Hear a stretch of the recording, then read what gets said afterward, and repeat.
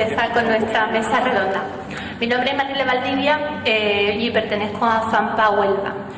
Bienvenidos a todos, especialmente en esta tarde con la tentación ahí al lado de la playa, por estar con nosotros compartiendo este ratito.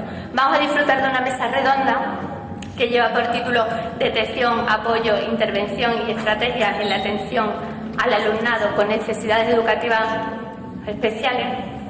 Y me acompañan en la mesa don Diego Rodríguez Toribio, presidente de FASI, la Federación Andaluza de Sobredotación Intelectual, doña Manuela Moreno Robles, a mi izquierda, que es representante de FAIDA y viene representando al colectivo de niños con hiperactividad, don Enrique Javares, director del Colegio El Puntal en Bellavista, en Huelva, y don Manuel Gil Álvarez, coordinador del área de necesidades educativas especiales del equipo técnico de orientación de la Delegación de Educación en Huelva.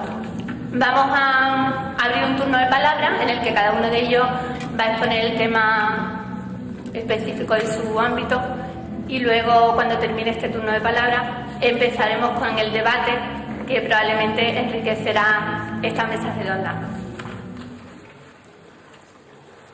Pues siguiendo el programa, va a tomar la palabra don Diego Rodríguez Toribio, que es director de la Red de Ciudades Promotoras de la Excelencia y patrono de la Fundación Avanza. Ha desempeñado este cargo durante 3 años. Es vicepresidente de ARETE, la asociación onubense, que atiene a alumnado con altas capacidades intelectuales, presidente de Confine, la Federación a nivel nacional, y como presidente de ARETE además realiza cursos para alumnado universitario. Durante los últimos años han sido organizadores de jornadas de formación para el profesorado en las provincias andaluzas y ha sido ponente sobre altas capacidades en cursos y jornadas. Así que cuando quieras, Diego, puedes empezar tu intervención. Te acerco el micrófono. Bueno, pues buenas tardes. Ahí ha faltado una cosa que yo siempre digo cuando intervengo en todos los sitios, y es que yo más que nada soy padre. Soy padre de 2 niños.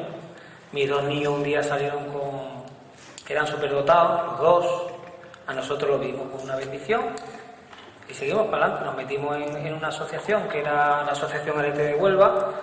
Por aquel entonces, hace 8 años, empezamos, y había una cosa que se decía en ARETE, que es la que cuando yo vengo a estas jornadas de aquí, la que yo me planteo. ¿Yo para quién trabajo?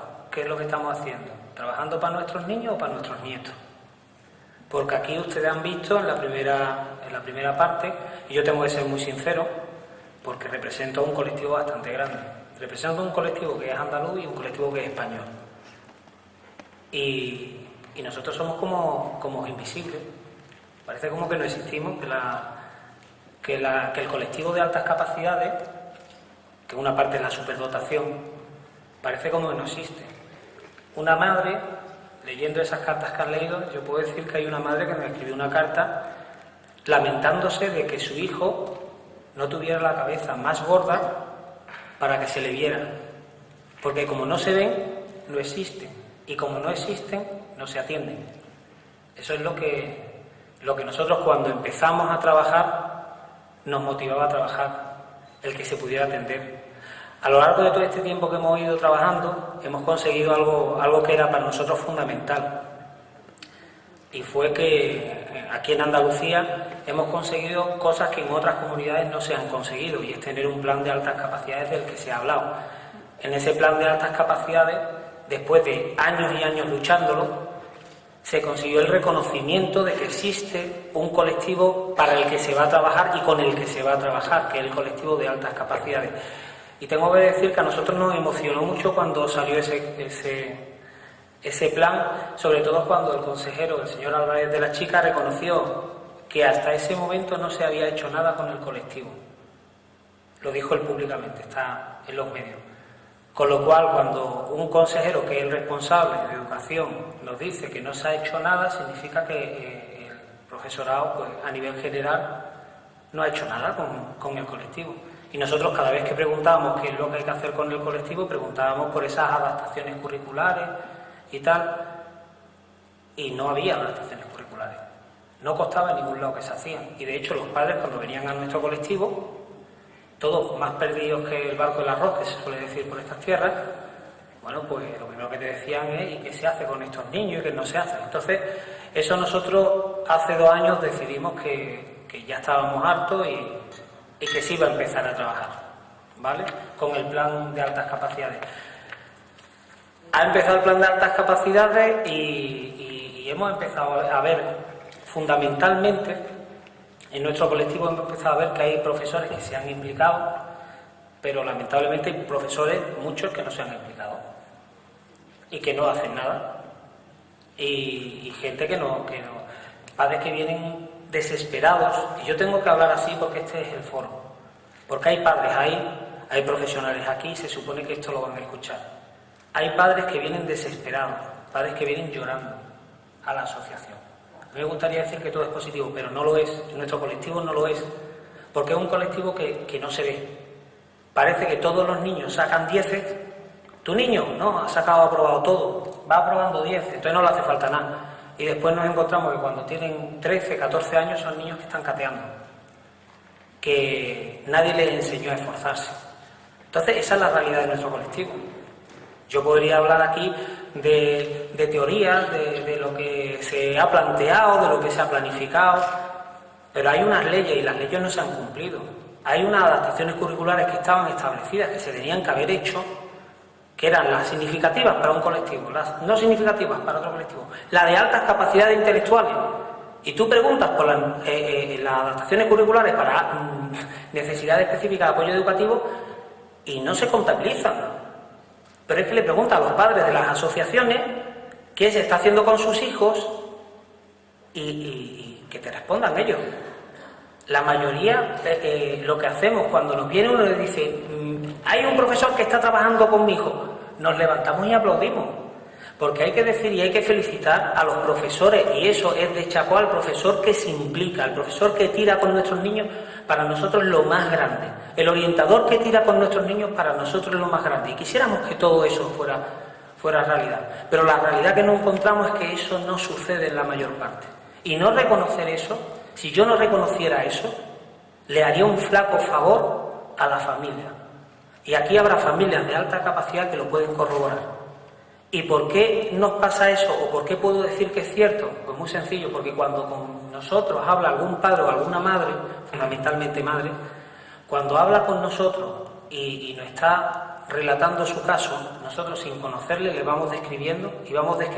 Y tú ves como la madre o el padre está diciendo que sí, porque es generalizado lo que pasa. Y entonces, ahora ha llegado el plan de alta capacidad y nosotros nos alegramos mucho. Y nos alegraremos más que se vaya desarrollando. Y nos alegramos porque no han dejado estar en la mesa de seguimiento de ese plan. Pero hay que decir que en las cifras que se están dando en ese plan, si bien se buscaba el 10% del alumnado de altas capacidades intelectuales, que es lo que debiera haber, después de las varias cribas que se hacen, en la primera criba no llegamos al 2%. Y tienen que seguir habiendo más cribas. Con lo cual hay muchos niños y niñas que van a pasar por el sistema educativo, como me decía a mí el otro día un niño, y me duele en el alma, me decía: ¿y yo por qué tengo que ir a esa cárcel todos los días?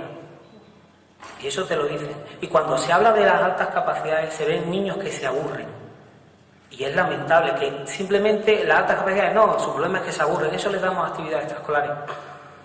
En nuestro colectivo hay niños que se han intentado suicidar. Y hay niños que lo están pasando muy mal. Y hay muchos padres, muchos como vosotros y como nosotros, que vamos a clase a intentar colaborar en lo que haga falta. Y yo creo que este foro y otros foros deben de servir para eso, para reivindicar que hay que hacer muchísimas cosas, que nos queda por hacer muchísimas cosas. Yo estaba ahí abajo tomándome un café y estaba pensando: ¿qué voy a decir? ¿Qué voy a explicar sobre las altas capacidades? Nosotros damos conferencias explicando cómo son los niños y ya hemos optado por explicar cómo se sienten, porque decir cómo son es decir características que tú las buscas en un listado de internet. Lo que no sabes es cómo le afecta a un niño las cosas que se les hacen a esos niños. Y a nosotros para nosotros, ya digo, tenemos ciertas esperanzas puestas en el plan, pero si el plan, a nosotros se nos dice, por ejemplo, el tema del plan Profundiza, por ejemplo, el programa Profundiza como una de las partes estrellas de ese programa de la atención, tenemos que decir que con eso no estamos de acuerdo. ¿Y por qué no estamos de acuerdo? Pues muy sencillo, porque eso es sencillamente una actividad extraescolar que algunos niños de alta capacidad la cogen y muchos no la cogen. Porque nuestros niños tienen un montón de actividades extraescolares porque en clase se aburren, entonces que les metan otra actividad extraescolar pues no nos satisface. A nosotros nos satisface que el niño, fuera de horario de colegio, se lo pase muy divertido con sus amigos y no que tenga que ir para saciar su sed de conocimiento, que tenga que ir a otra clase extraescolar. Pues eso pues no nos parece. No nos parece una solución que haya orientadores especializados de alta capacidad que tendrían que estar con las altas capacidades liados al 100% cuando llega la época del Profundiza, tengan que atender fundamentalmente al programa Profundiza, porque eso no es realmente una solución. Indudablemente en el plan todavía hay que desarrollarlo y tenemos que desarrollar el tema de la normativa. Pero que se tenga que desarrollar el tema de la normativa no significa que no hay normativa de aplicación. Hay normativa de aplicación de las altas capacidades desde los años 70. Por eso cuando hoy se hablaba de lo novedoso de las altas capacidades, yo mandando un WhatsApp a algunos amigos míos sobre ese tema, pues las contestaciones han sido un poco fuertes. Porque de novedoso no tiene nada las altas capacidades. A lo mejor la aplicación de la normativa sí lo tiene, pero yo quiero reivindicar que ni es nuevo, ni somos invisibles y que tenemos muchas cosas que decir y que fundamentalmente lo que buscamos es la felicidad de los niños. Y si tengo que ser políticamente correcto, diré que nos alegramos mucho de que se haya puesto en marcha un plan de altas capacidades, de que haya profesores muy implicados y de que haya orientadores que están por la labor, y quedó bien, pero creo que con vosotros, con los padres, os estaría haciendo un flaco favor. Cosas que no entendemos también, que podríamos reivindicarlo, porque creo que hoy es una jornada para reivindicar, para explicar qué es lo que pasa realmente. No que me dicen las cifras, porque con cifras maquillamos lo que queramos. Yo creo que hoy hay que decir la realidad. Y hay que ser valiente para decirla. Entonces, nosotros, otra cosa que no entendemos es que si viene un profesional, un psicólogo, da un dictamen de superdotación, que haya un profesor que diga que no es superdotado el niño porque él no lo es. Eso no lo entendemos. Y es una de las cosas que estamos reivindicando. Que si un profesional que está homologado oficialmente para dar un diagnóstico de alta capacidad, que es un diagnóstico médico en muchos casos, que no se tome en cuenta. Y eso nos está pasando. Entonces, esta es nuestra realidad. Yo lamento deciros que esta es nuestra realidad. Es la realidad en la mayoría de provincias andaluzas. Hay en alguna provincia que están un poquito mejor, pero la mayoría, yo aquí hablo por Andalucía, la mayoría no están bien. Hay provincias donde todavía a los padres en Andalucía, cuando le hacen un dictamen de alta capacidad, se les niega el informe psicopedagógico. Se les niega entregar el informe psicopedagógico. Y eso no puede ser, porque no es legal. Entonces, esa es la realidad. Conocer a nuestros niños es conocer a niños que empiezan con muchísima ilusión cuando entran en educación infantil. Se les atiende muy bien en educación infantil porque tienen sus rincones, pero cuando llegan en primaria y se les sienta en un asiento y tienen que estar atendiendo con un sistema que consiste en lo que diga el libro, esos niños empiezan a aburrirse, empiezan a mirar a otro lado. Y hay que decir que eso conlleva que haya niños que dan mucho la tabarra, porque están aburridos, están hartos de que les digan lo mismo que ya se sabe y no se adaptan. Y nos encontramos con un problema sobrevenido que es el problema de género. No se ha solucionado con el plan de altas capacidades, no se ha solucionado. Creo que a ninguno de vosotros os cabe duda de que los hombres y las mujeres somos inteligentes al 50%. 50% de hombres, 50% de mujeres somos inteligentes, ¿no? ¿Por qué cuando se detecta sale aproximadamente sobre un 70% de niños y un 30% de niñas. Eso hoy en día con el plan tampoco se ha solucionado. Porque la primera fase que se hace en el plan es una fase que depende mucho de que el padre, que no ha recibido información antes de rellenar un cuestionario sobre lo que es la superdotación, tenga que rellenar, y de eso depende mucho. Y os digo que hay muchos padres con mucho miedo sobre este tema.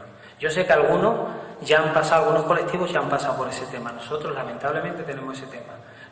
Hay muchísimos padres que tienen miedo, primero de decir que su hijo es superdotado, de sacarlo del armario. Hay muchísimos padres con miedo. Tienen miedo de ir al colegio a decirlo y tienen miedo de quejarse. Entonces, ante todo eso, nosotros lo único que podemos hacer ya es reivindicar y aplaudir como aplaudimos y les damos las gracias de todo corazón a todas aquellas personas que se implican. Cada vez hay más personas que se implican, cada vez hay más profesionales que se implican. Y fundamentalmente, cada vez hay más profesionales porque cada vez hay más personas que se forman. A pesar de que no hay un plan de formación sobre el tema de alta capacidad, y por lo que hemos visto en el plan que se ha presentado, el borrador sobre temas de formación, las altas capacidades y la formación sobre alta capacidad no aparece en ningún sitio. Nosotros hemos reivindicado el que sale al final, a ver si tenemos suerte. Pero al no haber formación, desde luego, el que trabaja con las altas capacidades, os aseguro que tiene todo nuestro respeto, porque muchas veces tiene que luchar contra los elementos, formarse fuera de los planes establecidos y tal. Y en definitiva, he querido ser conciso, no sé de tiempo, vamos bien de tiempo. Vale, bueno, pues yo quiero concluir que a pesar de todo eso, los padres de FASI, los padres de Confines, que ahora tenemos nosotros nuestra jornada en Girona también, seguimos pensando y seguimos peleando porque la atención sea para nuestros hijos, no sea para nuestros nietos. Y decir que cuando llegan los padres nuestros, lo primero que nosotros decimos, a pesar de todo esto, me parezca eso, nosotros lo primero que decimos, porque lo queremos firmemente, es que, lo más importante es la felicidad de nuestros niños y de nuestras niñas, es que se busque la colaboración con los centros a toda costa, porque entendemos que hay que trabajar con los centros a toda costa por el bien de nuestros niños. Y lo que sí decimos es eso, que cuando no existe la colaboración, pues habrá que buscar otras maneras, eso también lo decimos. Entonces, pues nada, felicitar a CODAPA por la organización. Ahora seguimos debatiendo porque me imagino que después de esto va a haber debate y va a haber historia. Y yo, pues agradecer que me hayáis escuchado.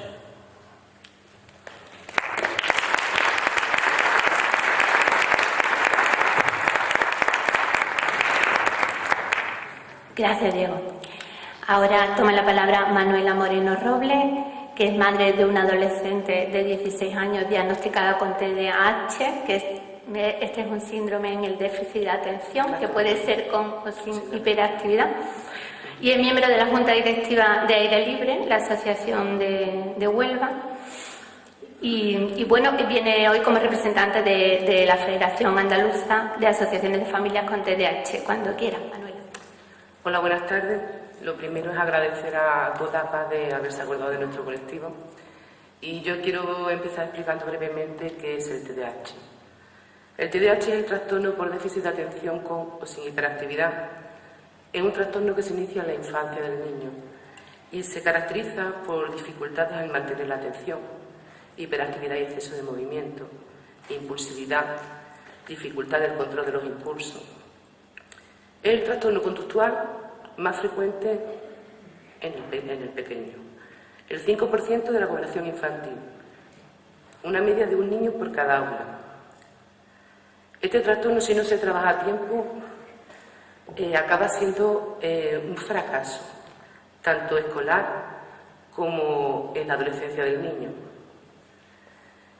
Requiere de unos apoyos en el aprendizaje, tanto educativo como conductual y emocional del niño, porque no solo perjudica académicamente, le perjudica socialmente, Son niños con baja autoestima, una falta de habilidades sociales, no llevan bien las relaciones con sus iguales, sienten su rechazo y evidentemente un niño así no es feliz. Dejar claro que no son niños malos, ni desobedientes, ni vagos, son niños que tienen un trastorno.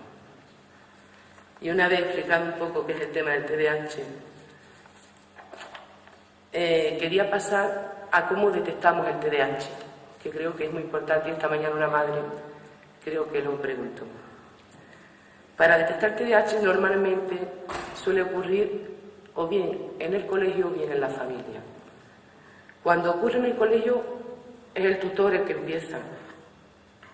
No puedo con tu hijo. Es un desastre. La mochila, un desastre.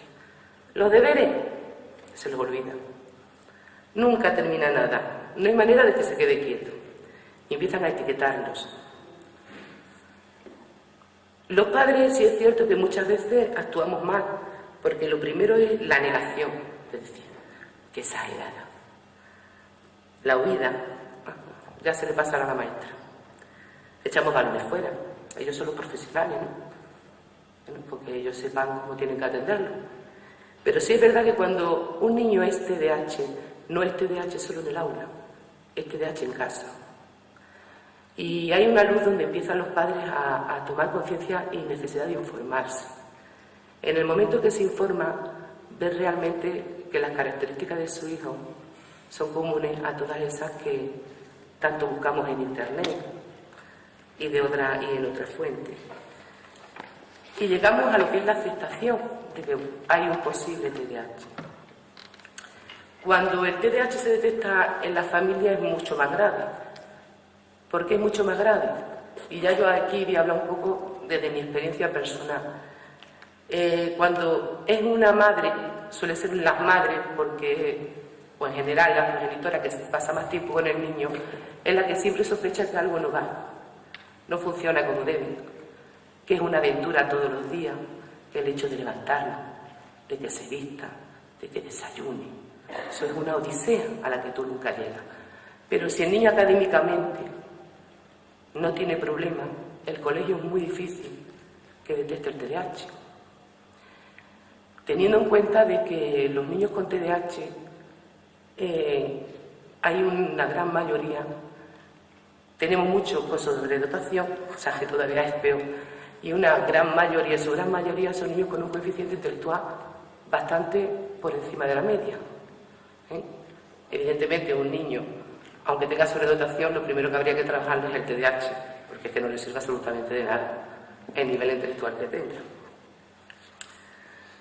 ¿Qué pasa? Que la madre empieza a decirle al maestro: oye, pero es que mi hijo, anda ya, tu hijo no tiene problema, pero es que mi hijo, y te ves como que nadie te entiende.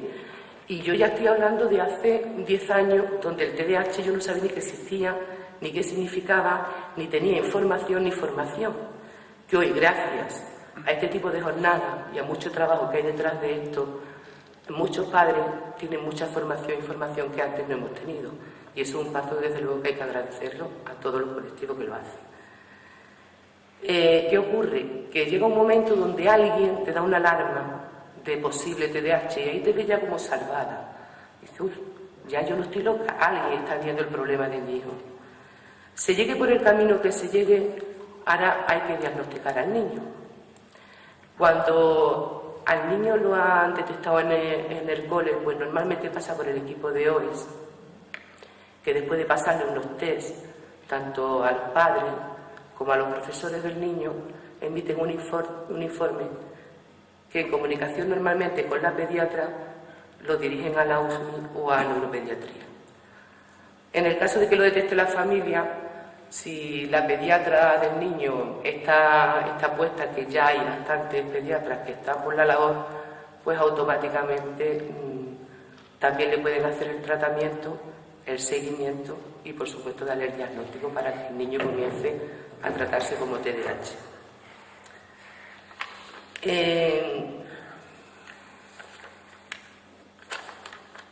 Nosotros desde la asociación entendemos que con estos niños hay que trabajar en los tres ámbitos, porque como bien ha dicho el compañero, lo que más nos interesa es la felicidad del niño, no solo los resultados académicos. Un niño tiene que ser aceptado por sus iguales y, por supuesto, por su conjunto clase. Y no puede ni debemos de consentir que se nos etiquete. Desde la asociación trabajamos con psicólogos y psicopedagogos que, dependiendo de las características y edad del niño que nos llega, se le asigna uno u otro. Estos técnicos siguen ahora, trabajan junto con el niño y con la familia en unas terapias individuales. Como tienen muchos problemas de habilidades sociales, también se les trabaja en las grupales, poniéndole casos prácticos de su vida cotidiana con los demás niños de su entorno. Nuestros técnicos también trabajan codo a codo con los colegios, en las tutorías, con los orientadores, con el equipo de hoy y con los profesores directos del niño. Y también trabajamos con delegación, donde la verdad es que tenemos ahora mismo una muy buena relación. Se ha trabajado muchísimo y se ha conseguido una muy buena relación. Tenemos otras actividades para el niño, ¿no?, como son talleres y demás, pero principalmente para los padres trabajamos con unas escuelas de padres donde allí, tanto teórico como práctico, trabajamos muchísimo los objetivos que queremos que alcancen nuestros niños. Compuestas en comunes, normalmente estas escuelas de padres nos lo dan nuestros técnicos, pero siempre procuramos que haya escuelas extraordinarias, como nosotros le llamamos. Concretamente, la del año pasado fue en delegación y contamos con el apoyo de miembros de ayuda de educación.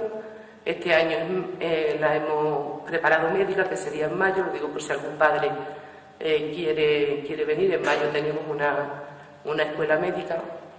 Nuestros niños están tomando una medicación que es una espinita que las madres y los padres tenemos.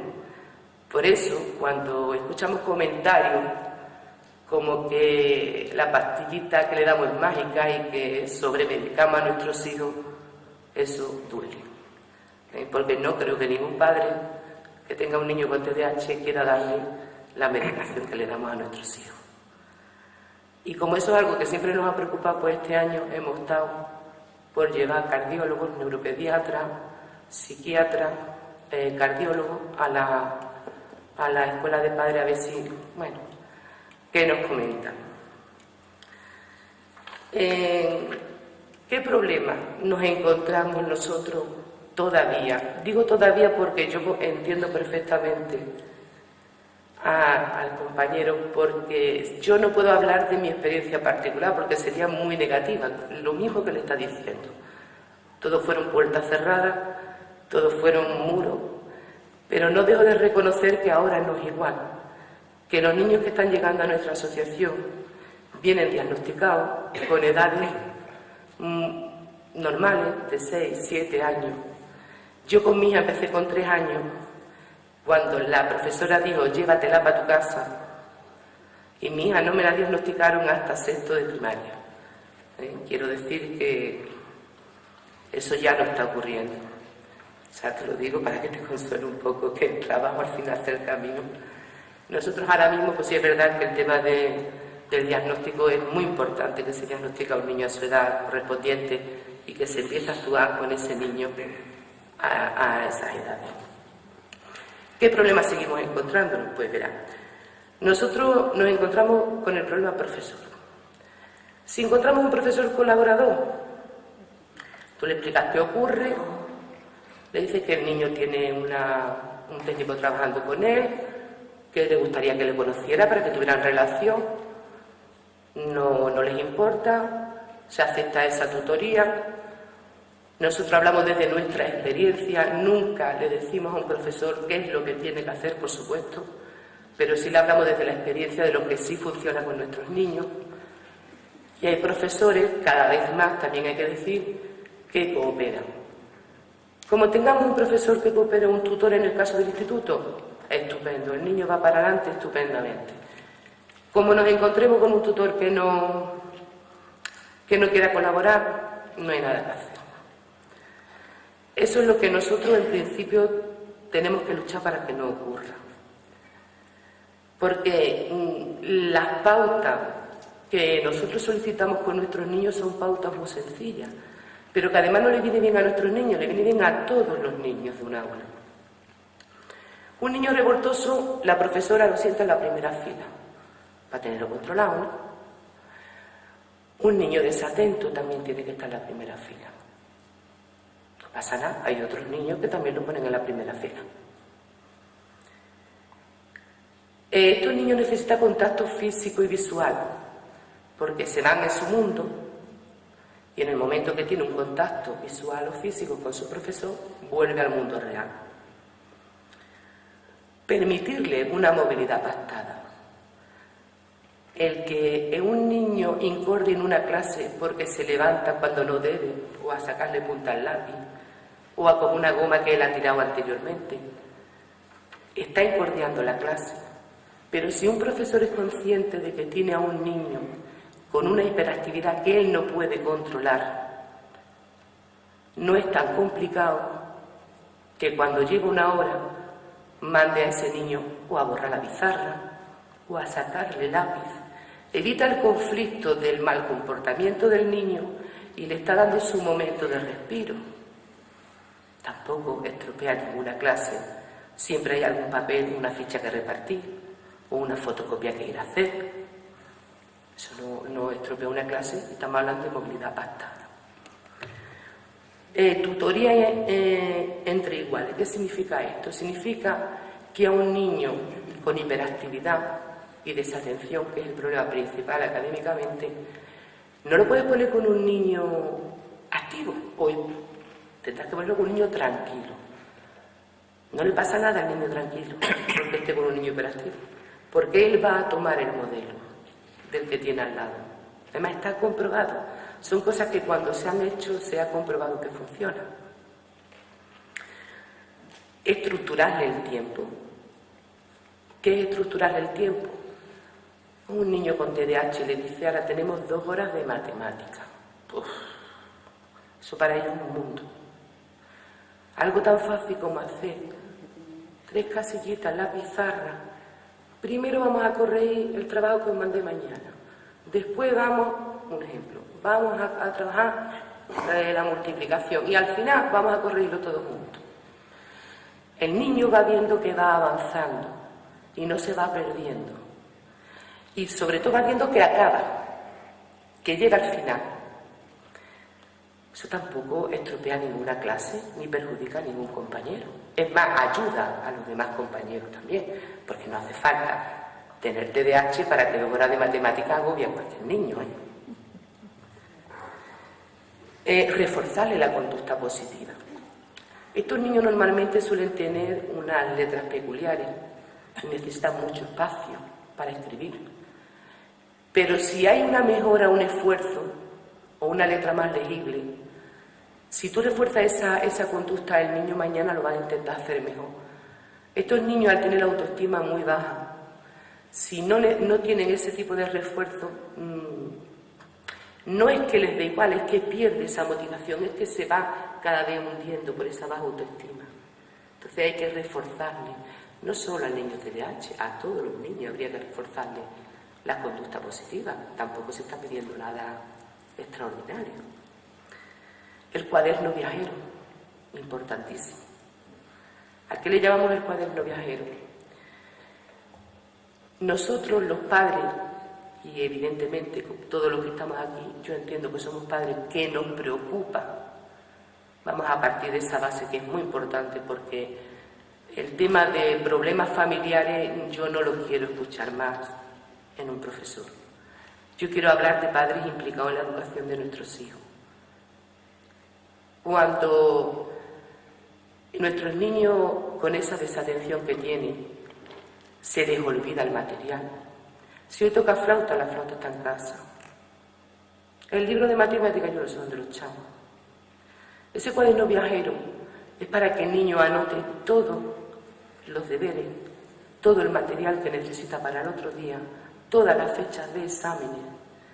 Y el maestro lo único que tiene es que recordarle a última hora: habéis anotado bueno, para secundaria sí era la agenda, el cuaderno viajero lo hemos mandado un poco para la primaria.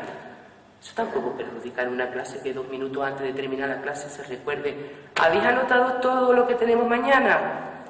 Son pautas, como veréis, muy sencillas. A nivel de evaluación, ¿qué necesitan estos niños? Evidentemente, elegir las primeras horas del día, pero como a todos los demás niños. Ellos sí necesitan reducir las preguntas, porque ellos cogen unos exámenes hasta así, se pierden en el camino. Que no el contenido, calidad más que cantidad. ¿Cómo evalúa un profesor que ha hecho 10 divisiones bien, si 3 también la tiene bien? ¿Sabe dividir más porque haga más? No. Si tiene que hacer ya en edad más avanzada problemas donde contenga suma, resta y multiplicación, en vez de ponerle 5 problemas, ponle 3 que contenga las 3 cositas. Si sabe hacer un problema que contenga las 3 actividades, que sabe hacer las 3, ¿no? Tampoco es tan complicado. Y adaptarle, por supuesto, los exámenes en cuanto a la inclusión de espacio. Nuestros niños también se caracterizan, estoy hablando de niños todavía de primaria, ya en la secundaria van trabajándose y va avanzando mejor. Son niños que distorsionan los números, son números muy grandes, suelen apretar mucho el boli, no tienen una escritura limpia. ¿Qué ocurre? Que si le ponemos esas cuadrículas o esos folios en blanco para hacer una suma, ponen el primer número derecho. Cuando llegan aquí ya, es que no sabemos sumar, es imposible. Muy fácil. Los padres nos hacemos de unas cuadrículas más amplias, lo trabajamos en el mercado, pero lo tiene que aceptar el maestro. El maestro tiene que aceptarlo. Pues básicamente eso es lo que reivindicamos nosotros, que no podemos estar a placer de que un profesor quiera colaborar o no quiera colaborar. Desde la delegación lo que pedimos es que a través del equipo de hoy o a través de los orientadores se lleve a cabo una fórmula para este tipo de niños, que todos los profesores tengan que aplicarla, para que no dependa de los profesores que nuestros niños vayan para adelante. Por último, lo que sí quería decir es que he traído un listado de todas las asociaciones de TDAH de Andalucía. Se lo dejaré a Rosa por si alguna APA se lo quisiera llevar para alguno de los padres de su colegio que a lo mejor no tenga conocimiento. Y nada, se me ha acabado el tiempo. Esperamos las preguntas. Gracias, Manuela. Perdón por cortarte. Luego en el debate seguro que conseguimos enriquecernos mucho más entre todos. Ahora tiene el turno de palabra Enrique Javares, que es maestro desde 1990. En la actualidad desempeña la función de director en el Colegio El Puntal de Bellavista, en Aljaraque, un pueblecito cerquita de Huelva, que es presidente de ASADIPRE, la Asociación de Directores de Colegios de Primaria, también a nivel andaluz, forma parte de la Junta Directiva. Y bueno, Enrique ha hecho muchas cosas, tiene un currículum largo. Yo a mí me gustaría destacar que en tu centro se colabora con distintas asociaciones que promueven y trabajan el trabajo, para la redundancia, con alumnado con necesidades educativas especiales. Así que cuando tú quieras, Enrique. Muy bien, muchas gracias. Bueno, buenas tardes a todos y a todas, y especialmente me vaya a permitir que agradezca a CODAPA la deferencia que ha tenido en invitarnos, como realmente hace siempre, a su jornada de formación a los miembros de ASADIPRE, que es la Asociación Andaluza de Directores y Directoras de Infantil, Primaria y Residencias Escolares, que somos un colectivo en estos momentos que superamos los 850 socios y socias en Andalucía, y aquí en la provincia de Huelva en unos años hemos avanzado bastante en este tema de la asociación y estamos en torno a 90 socios, compañeros y compañeras directores de la provincia, que teniendo en cuenta que en Huelva somos unos 140 centros de infantil y primaria, pues 90 está, como la gran mayoría están ahí, ¿no? Pero gente de todo tipo, desde el punto de vista pedagógico, ideológico y en todo, ¿no? Porque a nadie le preguntamos a la hora de asociarse qué piensa de los temas, sino solamente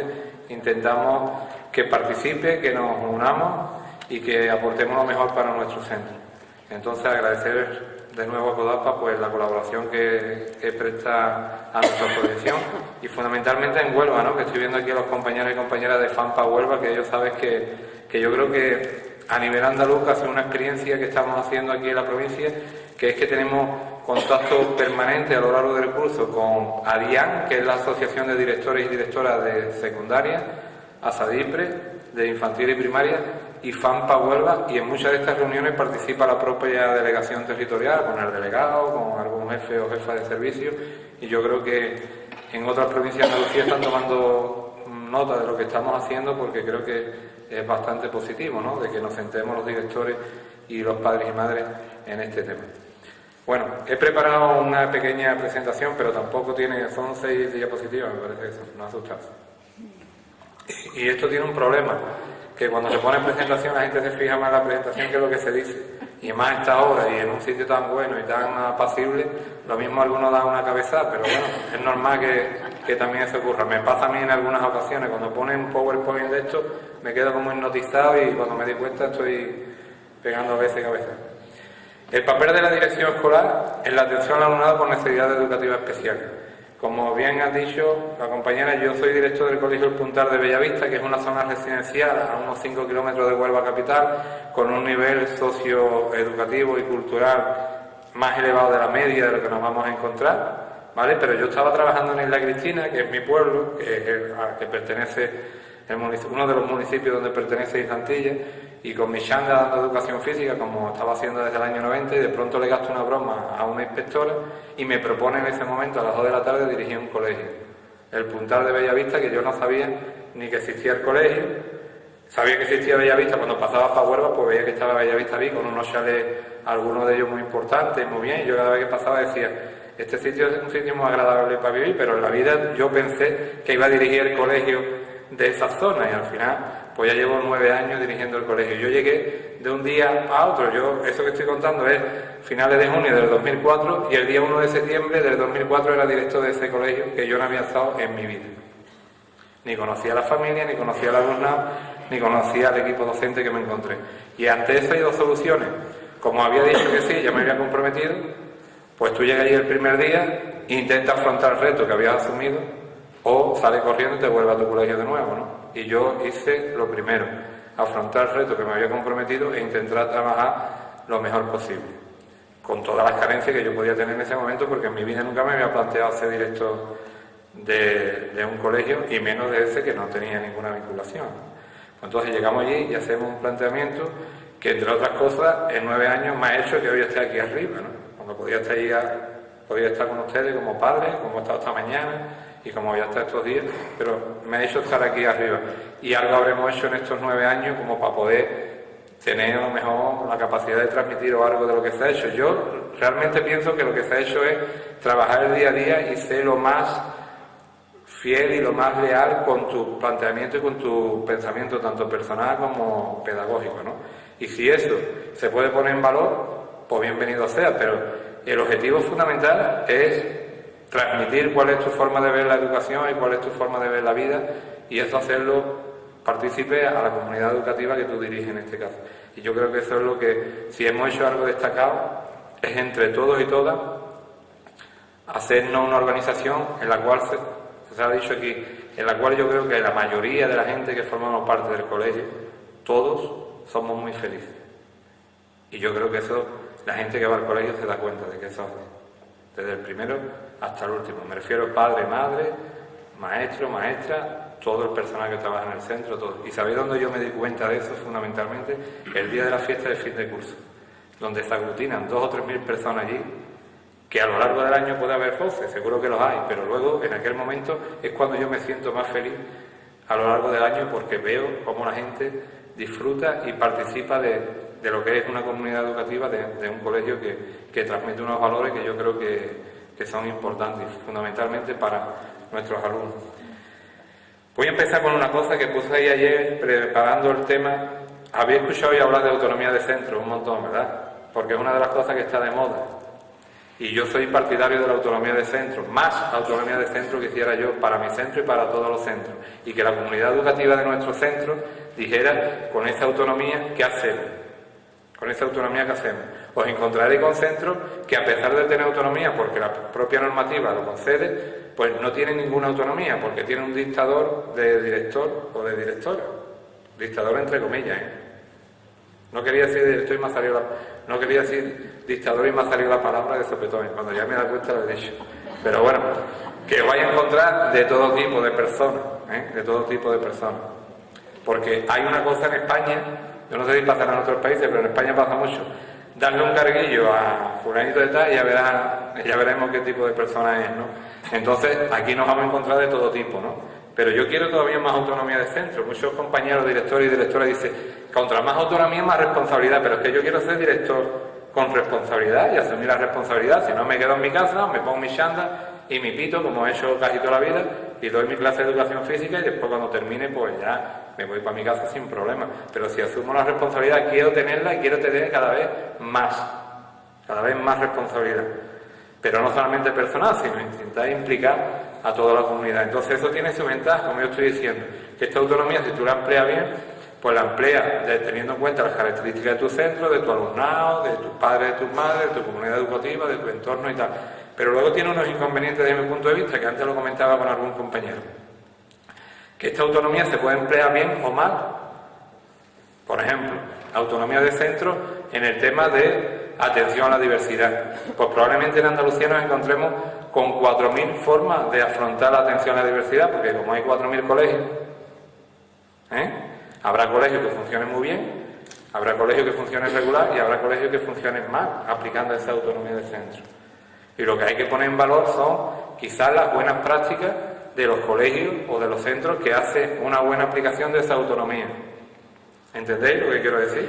Es decir, yo, por ejemplo, a Manolo Gil, que va a intervenir a continuación, que es coordinador del área de necesidad educativa especial aquí, en los equipos especializados de la provincia, yo muchas veces lo he llamado o lo he visto y le he dicho, Manolo, dime desde tu punto de vista cuáles son los mejores colegios que desarrollan plan de atención de diversidad en la provincia. Y él me dice, pues hay bastante, pero dime unos pocos. Y a lo mejor me dice los nombres de esos colegios. Y yo lo primero que hago es intentar ponerme en contacto con el director o directora de esos centros para que me pase su plan de atención a la diversidad, para ver qué hacen, para ver cómo lo trabajan, porque creo que hay que poner en valor lo que funciona bien, ¿no? Entonces a la propia administración muchas veces te lo digo. Es decir, si tenéis claro qué centros son los que funcionan bien aplicando un programa, en este caso estamos hablando de atención a la diversidad, ponerlo en valor, visualizarlo para que otra gente intentemos coger de esos centros lo que creamos que están haciendo bien, ¿no? Y más y menos si está valorado o está evaluado por gente experta en esa materia, ¿no? Entonces por eso decía que ese paraguas que a veces parece que va a ser la solución, lo de la autonomía del centro, puede tener ventajas e inconvenientes. Y como estamos hablando de equipo directivo, yo he puesto ahí en mi equipo directivo, porque además yo me creo eso de equipo directivo, de que no es el director solamente, sino en este caso jefe de estudio, secretaria y todo lo demás que viene detrás. Todo lo demás es comunidad educativa, no solamente maestros y maestras. Por lo menos yo eso lo tengo clarísimo que es así. Entonces, ¿qué papel tiene el equipo directivo? Yo pongo ahí que es fundamental la atención a la diversidad y a la enseñanza inclusiva, no solamente en esto, sino en toda la vida del centro. Está demostrado que el primer factor de calidad de enseñanza de un sistema, el primer factor es la calidad que tenga el profesorado. Segundo puede ser la implicación de los padres y de las madres, que en mi centro es altísimo, el máximo que se pueda tener. Y yo creo que eso es todavía un potencial más que tiene mi colegio, a favor, ¿no? Y en el cuarto lugar me parece que, no sé si me equivoco, pero creo que en el cuarto lugar es el papel de los equipos directivos en los centros. Con lo cual es muy importante que el equipo directivo dinamice la vida del centro, tenga en cuenta este tipo de cosas y sepa cuál es el potencial que ellos tienen. Ellos son el motor del centro, que tira de la locomotora. A veces queremos tirar demasiado y hay otras veces que otros compañeros o compañeras ni tiran. Porque no todo el mundo vale para todo. No todo el mundo vale para todo. Hay directores y directores que, desde mi punto de vista, no tienen nivel para dirigir un centro en el siglo XXI y con las necesidades que tienen los centros del siglo XXI. Y hay otros compañeros que son magníficos directores que serían buenos en los centros nuestros ahora y van a ser buenos dentro de X años, porque tienen motivación por formarse, por prepararse, por darle participación a la comunidad educativa y por muchas más cosas que van a beneficiar a su centro. Yo pongo ahí que lo primero, el proyecto de dirección. El proyecto de dirección, yo no sé si conocéis los proyectos de dirección de vuestro centro y si conocéis los documentos del plan de centro, como el proyecto educativo, el proyecto de gestión. Esa es la vida del centro, en papeles, en teoría. Luego hay que desarrollarlo en la práctica. Pero esos documentos van a dar un montón de pistas por dónde van los tiros, de dónde va a ir la vida del colegio. Porque, por ejemplo, en el proyecto educativo hay tres puntos fundamentales que en el tema que estamos hablando tenéis que conocer, que es la forma de atención a la diversidad del alumnado, la organización de las actividades de refuerzo y recuperación, el plan de orientación y acción tutorial. Eso lo aprueba el Consejo Escolar, donde estáis también ustedes representados, los padres y las madres. Y tenéis que conocer el documento, y tenéis que hacer aportaciones al documento. Y entre todos conseguir el documento mejor para el centro. Y después, tened en cuenta que eso se ejecute, ¿no? Es como el poder legislativo que hay recogido en la Constitución. El poder legislativo, el Consejo Escolar. El poder ejecutivo, la dirección, el equipo directivo y todos los que formamos parte de ahí. Y tiene que haber revisiones de que si eso que lo hemos aprobado se está llevando a cabo o no. En el ROF, una de las pistas que os puede dar es el plan de formación. Una de las cosas que a nadie se le escapa, yo creo que Diego y Manuela lo ha dicho, que se da grandes avances, pero uno de los temas importantísimos que hará que esto funcione o no funcione es la formación del profesorado. Y en los temas que estamos planteando hoy, fundamental.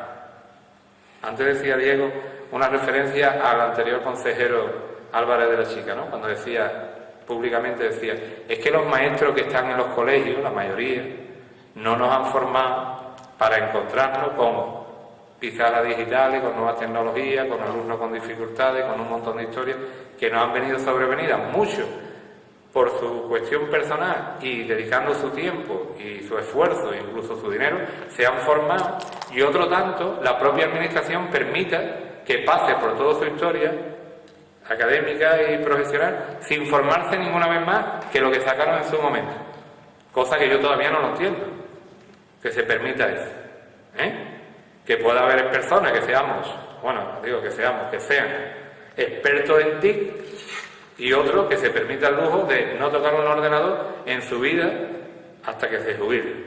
Eso no puede ser, ¿no? Cuando me he puesto encima de la mesa 60 millones de euros todos los años en TIC, ¿me entendéis? Estoy hablando de un tema para que lo veáis claro cómo sucede, ¿no? Y entonces, cuando hablaba antes de las etiquetas, algunos se nos etiqueta de moderno, de avanzado, porque nos hemos formado y nos hemos preocupado, y tenemos que convivir con el compañero o compañera paralela que cobra lo mismo, es otra cosa, que cobra lo mismo y no trabaja lo mismo. Entonces eso es cosa que habrá que poner sobre la mesa para intentar que eso cambie, ¿no? Y en este tema del papel que juega el equipo directivo, pues ahí lo veis, ¿no? Difusión del documento a la comunidad educativa. Todos los equipos directivos deberíamos de potenciar que nuestra comunidad educativa conociera estos documentos, el proyecto de dirección, los documentos del plan de centro, donde viene hablando de esos temas en concreto. Después decirle a la gente que hay posibilidad de revisión y de evaluación por parte de quien, de todo el mundo. Todo el mundo debe de saber, por ejemplo en mi centro, que tiene abierta la posibilidad hasta el mes de abril de hacer propuestas de esos documentos. Y en el mes de abril el Consejo Escolar o el claustro, dependiendo de la competencia, lo analizará y lo aprobará o no lo aprobará, y después se le dará a conocer a la gente, la evaluación de esos documentos y las modificaciones que hay, ¿no? Pero eso es un papel del equipo directivo. Si no tenéis equipo directivo que vaya en esa línea, pues ya tenemos una merma desde mi punto de vista con respecto a lo que se podría trabajar. Bien, con respecto a la familia, es fundamental el papel de la familia, ya lo he dicho anteriormente, pero claro, aquí estoy hablando yo de la relación del equipo directivo con respecto a la familia, ¿no? Nos encontramos una familia como Diego, me permite que te ponga como ejemplo. Llega Diego al colegio y él viene ya, como he dicho anteriormente, que ha detectado que su hijo o su hija tiene una serie de condiciones que lo hacen con probabilidad de que tenga un diagnóstico pues, de altas capacidades en este caso. ¿Qué puede hacer el director? ¿Le cierra las puertas o se las abre de par en par? Desde mi punto de vista. Se las abre de par en par, porque más importante que el director y que Diego es el hijo o la hija de Diego, ¿no? En mi colegio, en estos años, ha habido 4 alumnos, un alumno, y lo apunto aquí cuando tú decías lo del género, 3 alumnas y un alumno que han sido flexibilizados por altas capacidades. Y uno incluso doble, te lo decía anteriormente, ¿no? ¿Y nosotros cómo vemos eso? ¿Como un problema o como un valor añadido del colegio y para esos alumnos? Como un valor añadido. Y el año pasado, después de un trabajo que se había hecho con 3 alumnas de flexibilización, con un seguimiento anual, donde ha intervenido el EOE, donde han intervenido los equipos especializados de altas capacidades, el asesor a nivel provincial, donde la dirección ha propuesto a la Dirección General que se flexibilicen esas alumnas después de haber seguido todo el proceso. Cuando han intervenido maestras o maestros implicados en esas tutorías, donde esas niñas han estado a lo largo del curso con una adaptación curricular, han ido en periodos flexibles al grupo donde iban a entrar si eran flexibilizadas, si en el tercer trimestre han estado ya en el otro curso, que son las compañeras y compañeros de este año, y se ha hecho ese trabajo, y al final vienen las 3 familias y te agradece, que no tienen por qué, pero agradece el trabajo que se ha hecho por parte de toda la institución, digamos, como colegio, de todo el mundo, pues una satisfacción tremenda, ¿no? Pero ya no porque la familia lo diga, porque yo creo que si esas niñas, en este caso, tienen ese potencial y se le puede desarrollar el tema, pues es que es lo mínimo que se puede hacer con ellas, lo mínimo. Y mucho me temo, como decía antes Diego, que a lo mejor en el camino se ha quedado alguno, sin darnos cuenta y sin detectarlo. Porque también seguro que eso nos ha servido de acicate para darnos cuenta que el planteamiento tiene que ser en esa dirección que estoy planteando. Entonces, ahí veis información a la familia, de abrirle las puertas, de cada uno que plantea un tema, viene y lo plantea y lo abordamos, intentamos darle la respuesta adecuada. Con respecto al equipo docente, yo voy a decir si es que la parte fundamental. Y es verdad que tenemos nosotros una herramienta, los directores y directoras, en nuestras manos importante. Es decir, si yo sé que en esta clase va a haber, o hay niños que tienen estas capacidades, o TDAH y tal, yo sé que el maestro y que maestra están más dispuestos a afrontar ese reto, por su formación, por su trayectoria profesional y tal. Pues intentemos que esos maestros, por lo menos, ponerlos en valor e intentar asignarles las tutorías de los grupos donde van a estar esos alumnos, porque tú sabes que van a desarrollar un trabajo mejor que otros. Ojalá dentro de unos años todo el mundo tuviera esa capacitación y yo pudiera elegir de tutor o tutora a cualquier compañero, pero en estos momentos no lo hay realmente. Entonces hay que intentar poner de tutor o tutora a las personas que tú sabes que más van a colaborar, pues con los padres, con las asociaciones que vienen de fuera, con el propio alumnado. Yo sé que ahora mismo hay maestras de mi colegio, y no me lo han dicho, que están asistiendo a una formación de TDAH. Pero cuando estas personas tengan esa formación, ya yo sé que hay todavía más potencial para poder trabajar con ese tipo de alumnado, ¿no? Cosa que me enorgullece por ellas a nivel profesional, de que estén asistiendo y que tengan interés en eso y en otros temas. Y después hay una cosa que está muy claro: la familia, el equipo directivo, el equipo docente, pero la administración educativa nos envuelve a todos, digamos, por eso lo he puesto así, nos envuelve a todos. Se está haciendo grandes pasos o pequeños pasos, dependiendo de cómo lo vean, pero grandes pasos desde mi punto de vista. Aquí en Andalucía hay una cosa que debemos ya de dejar de hacer tanto en un momento determinado, que es quejarnos. Hay un amigo mío, que hoy es un alto cargo de la Junta, que habla mucho de los quejíos de Andalucía, de quejíos, que nos quejamos mucho. Pero no lo hemos dicho y no lo han dicho gente que está metida e implicada, que quizá vamos por delante de un montón de comunidades en un montón de temas. Vamos a creernos eso también, ¿no? Que a mí me han llegado en este último trimestre 8 alumnos de la privada, 8 alumnos de la privada, y que un mes después o 2 meses después los padres te digan que la mejor decisión que han tomado en su vida es cambiarlo de la privada a la pública. ¿Eso a quién? ¿Le vamos a poner una medalla al director o nos ponemos una medalla a toda la comunidad educativa del centro que está en la pública? ¿Por qué dicen eso? Porque tenemos más apoyo que tienen los colegios de la privada en muchos de los casos. Tenemos más atención, a lo mejor especializada para alumnos que tienen dificultades. Tenemos más equipos externos que nos asesoran, EOE, equipos especializados provinciales de todo tipo. Ya lo visteis esta mañana ahí, luego me imagino que Manolo lo explicará también, ¿no? Y dice ellos, ahora me doy cuenta que he estado 8 o 10 años en un sistema en el cual me he gastado X dinero y vengo aquí y sin pedir nada a cambio, que ustedes me lo dais todo. Ustedes no, me refiero a la pública, ¿entendéis? Que no estamos personalizando, estoy hablando de donde estamos nosotros, en la pública.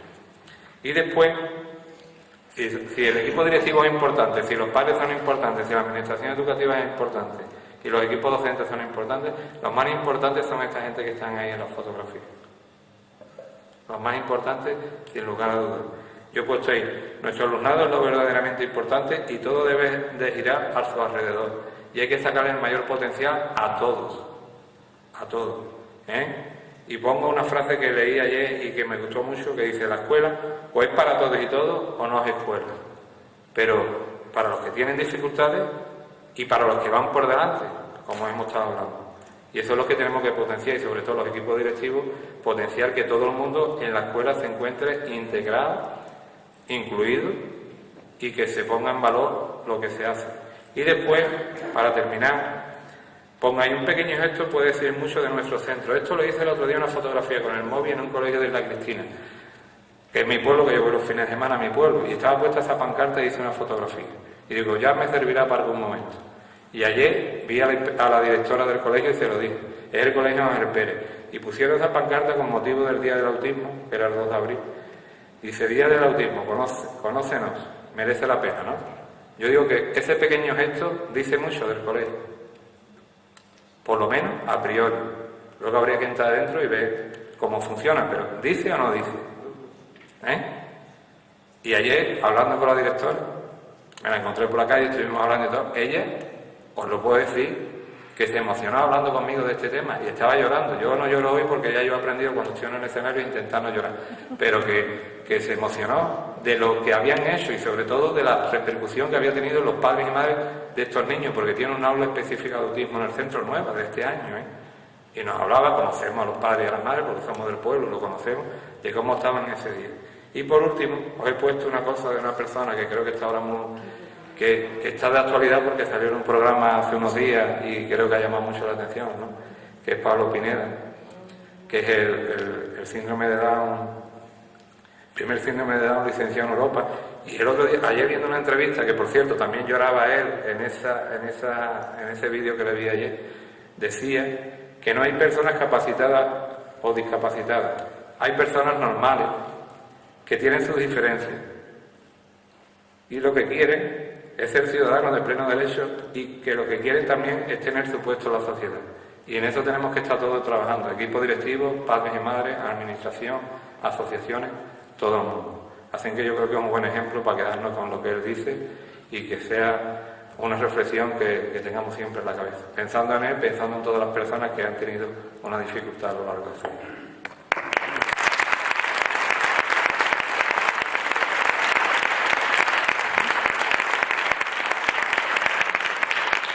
Gracias, Enrique, muchas gracias por emocionarnos también. Muchas gracias. Y terminamos el turno de palabra con Manuel Gil Álvarez, orientador y profesor doctor de la Universidad de Huelva del Departamento de Educación del área de Didáctica y Organización Escolar, que en la actualidad es coordinador del área de Necesidades Educativas Especiales del equipo técnico provincial de nuestra Delegación de Educación en Huelva, y que sobre todo, a mí me encanta esta parte, Manuel es y se siente maestro de Educación Especial con 25 años de docencia. Así que cuando quieras, Manuel. Bueno, en principio muchísimas gracias a todos los presentes, porque la tarde que está de sol y aquí en la ciudad de la luz y cerca de Isla Cristina, con esos atardeceres, que yo os invito a que no la perdáis. Bien, yo que os voy a contar, voy a intentar un poco mantener la atención todo lo que pueda, porque si es difícil, primero, el papel que represento, porque es la administración educativa, con lo cual todos los guantas me la voy a llevar yo. Segundo, soy el último que habla, con lo cual ya todo se ha dicho. Y tercero, hablar después de Enrique Vázquez, de Enrique Javares, pues evidentemente todavía me lo hace más difícil todavía. porque él con su don de palabra, fluidez verbal y capacidad de argumentación y de sensibilización, pues difícilmente yo ahora como llamo la atención aquí al público, ¿no? Bien, como yo sé a lo que vengo y evidentemente voy a hacer la diana de numerosas flechas, bien, pero bueno, hoy sábado me he armado de valor, me he puesto la coraza, digo, pues yo voy, yo voy. Bien, yo he sido maestro de educación especial yo llevo 25 años en la docencia, he sido maestro de educación especial toda mi vida y bueno, llevo cada 16 años, 17 como maestro y llevo el resto como representante coordinador del área de necesidades, soy orientador, he formado parte de un equipo de orientación educativa y bien, pues toda mi trayectoria profesional, mi doctorado se hizo sobre atención a la diversidad y sobre el perfil de los profesores de educación especial en los escenarios educativos. Entonces, en fin, toda mi trayectoria está ligada al campo de la atención a la diversidad, ¿no? Evidentemente, si hay algo, podríamos decir, que caracteriza hoy en día a la escuela, evidentemente esa es la diversidad. Porque tenemos niños que quieren aprender y que no pueden, porque tengan algún tipo de discapacidad física, psíquica, sensorial, etcétera. Tenemos niños que queriendo aprender, que pudiendo aprender, no quieren, y eso en los escenarios de secundaria los tenemos a la patada.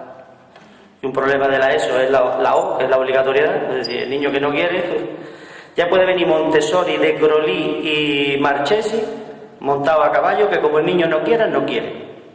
Y hay niños que pueden aprender y que quieren aprender, pero que están enamorados y no estudian. Bueno, pues esa es la realidad del docente.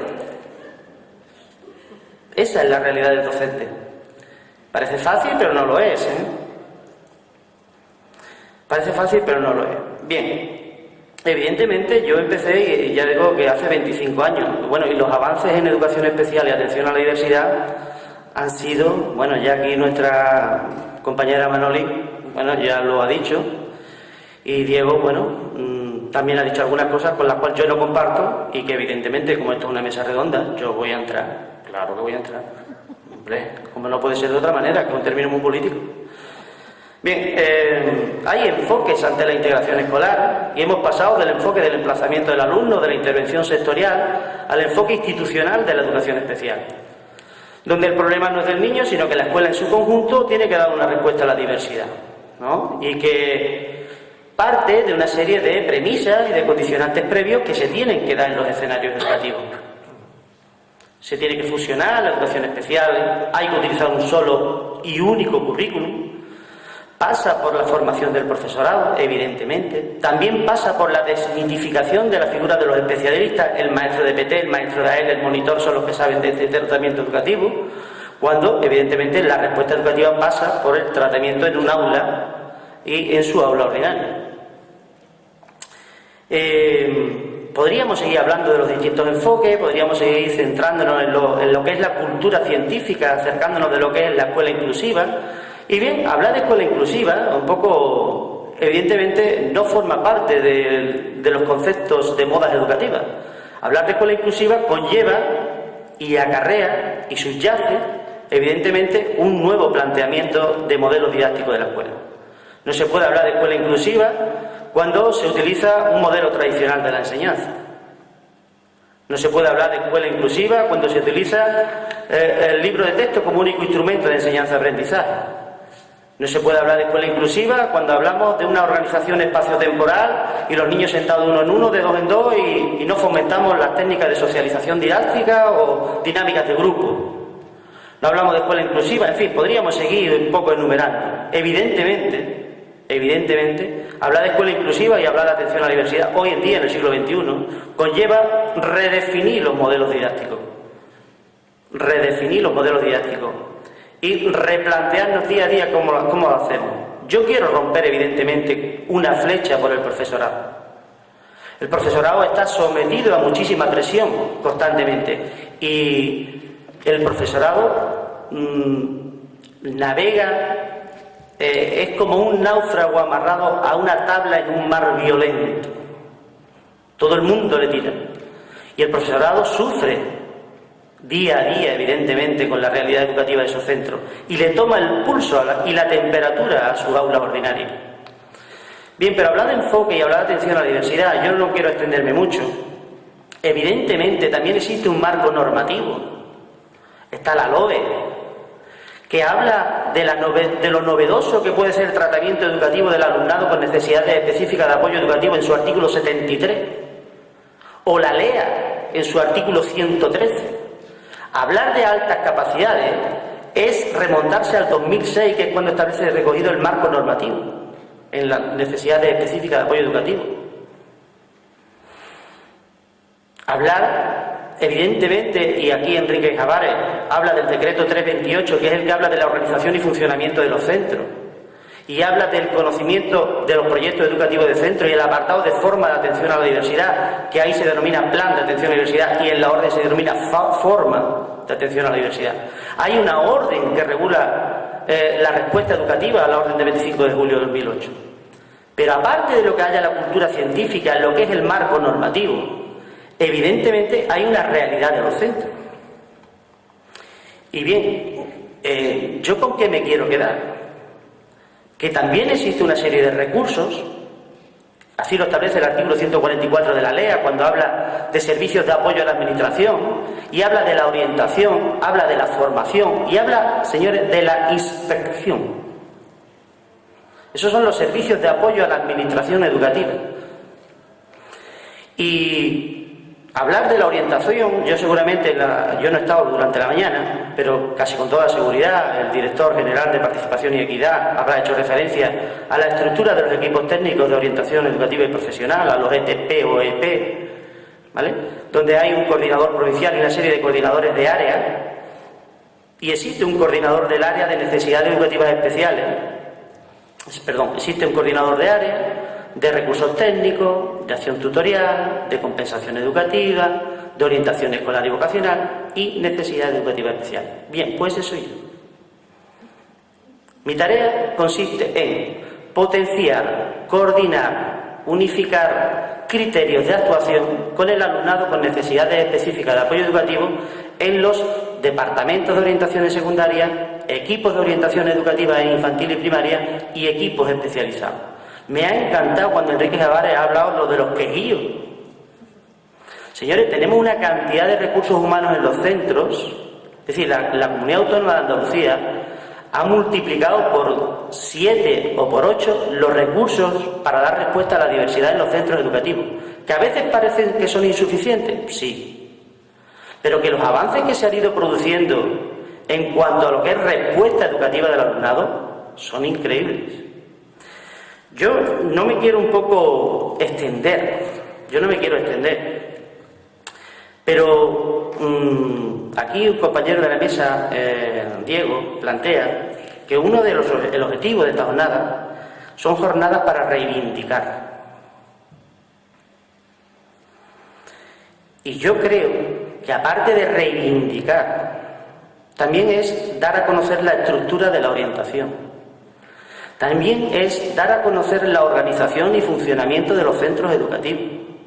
También es dar a conocer los documentos pedagógicos de los centros. Los centros tienen autonomía pedagógica, decisional y organizativa para dar respuesta a la diversidad. Los centros tienen un documento dentro del proyecto educativo de centro que se llama, por ejemplo, ordenación y concreción de los contenidos curriculares, forma de atención a la diversidad, plan de orientación y acción tutorial. Y aquí la compañera Manoli se ha quejado, y lo he anotado, si tenemos un profesorado que no colabora, no podemos hacer nada.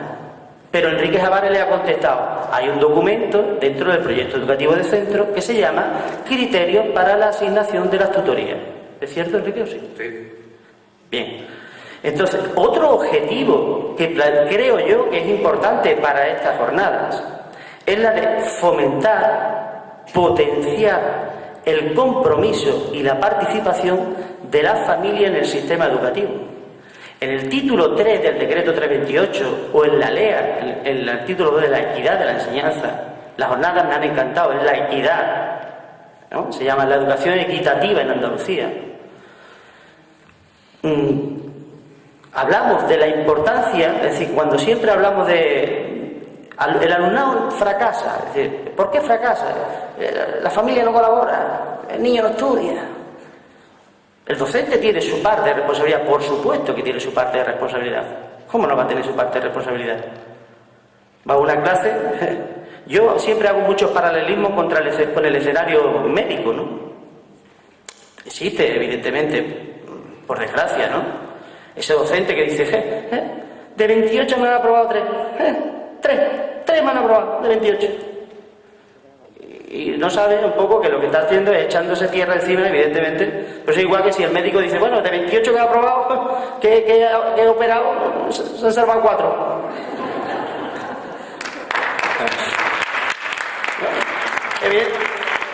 No va a tener su parte de responsabilidad el docente, por supuesto que tiene su parte de responsabilidad, pero la familia tiene que conocer los documentos pedagógicos de los centros, y me parece plausible que Enrique Javares haya dicho, señores, aquí están los documentos pedagógicos del centro, aquí hay que participar y no podemos adoptar un papel de monjes amanuenses, que adoptamos un papel pasivo y me lo trago todo. Es decir, hay que participar en la elaboración, en la vida del centro, por supuesto, y por ahí podemos empezar.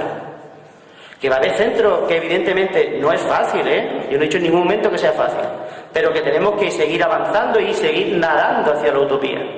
Pero que vamos avanzando, señores, avanzamos mucho, muchísimo. En cuanto a las altas capacidades, que habla...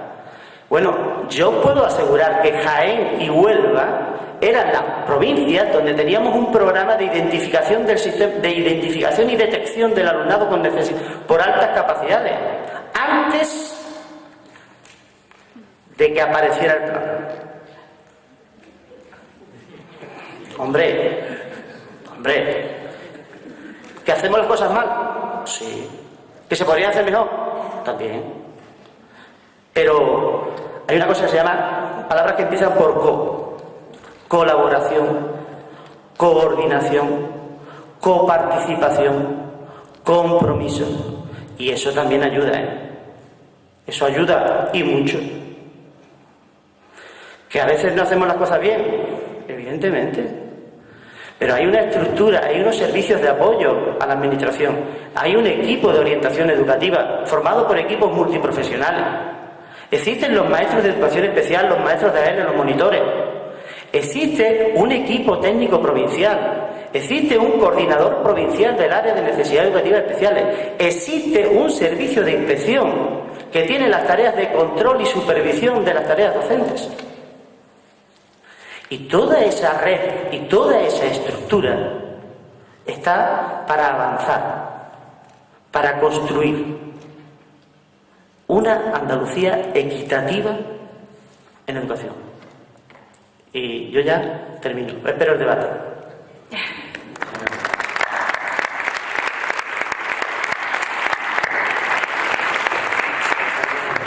Gracias, Manuel, muchas gracias. Bueno, abrimos un turno de debate que se presenta calentito. Ya lo había despertado, ¿no? Vamos a intentar en las preguntas ser concisos y también en las respuestas, ¿vale? Para que pueda participar el mayor número de personas. Así es que si vais levantando la mano, mis compañeros que tienen el micrófono. Rosa, al final, al fondo a la izquierda, el señor con el jersey de rayas, que no lo siento, no sé tu nombre. Ahora tenemos que hacer como 60 segundos de eso, que se vaya el micrófono cuando haya posibilidades de más. ¿Quién es este señor? 59 segundos. No, es que he estado pensando en el otro. 59. Buenas tardes, soy Antonio, vengo de Papaleo de Jaén. Y me pregunta... Se oye regular, no sé si es tu tono o te acerca un poquito. Primero voy a hacer una pequeña reflexión. Tengo dos niñas, se llevan 22 meses y una está en primaria y la otra está en 5 años. La mayor es por arriba y la otra por abajo. Está diagnosticada como altas capacidades y en primero hicieron una prueba y ahí se ha quedado la prueba. Según, no me acuerdo quién ha sido de los compañeros, que han dicho que se debería dar un informe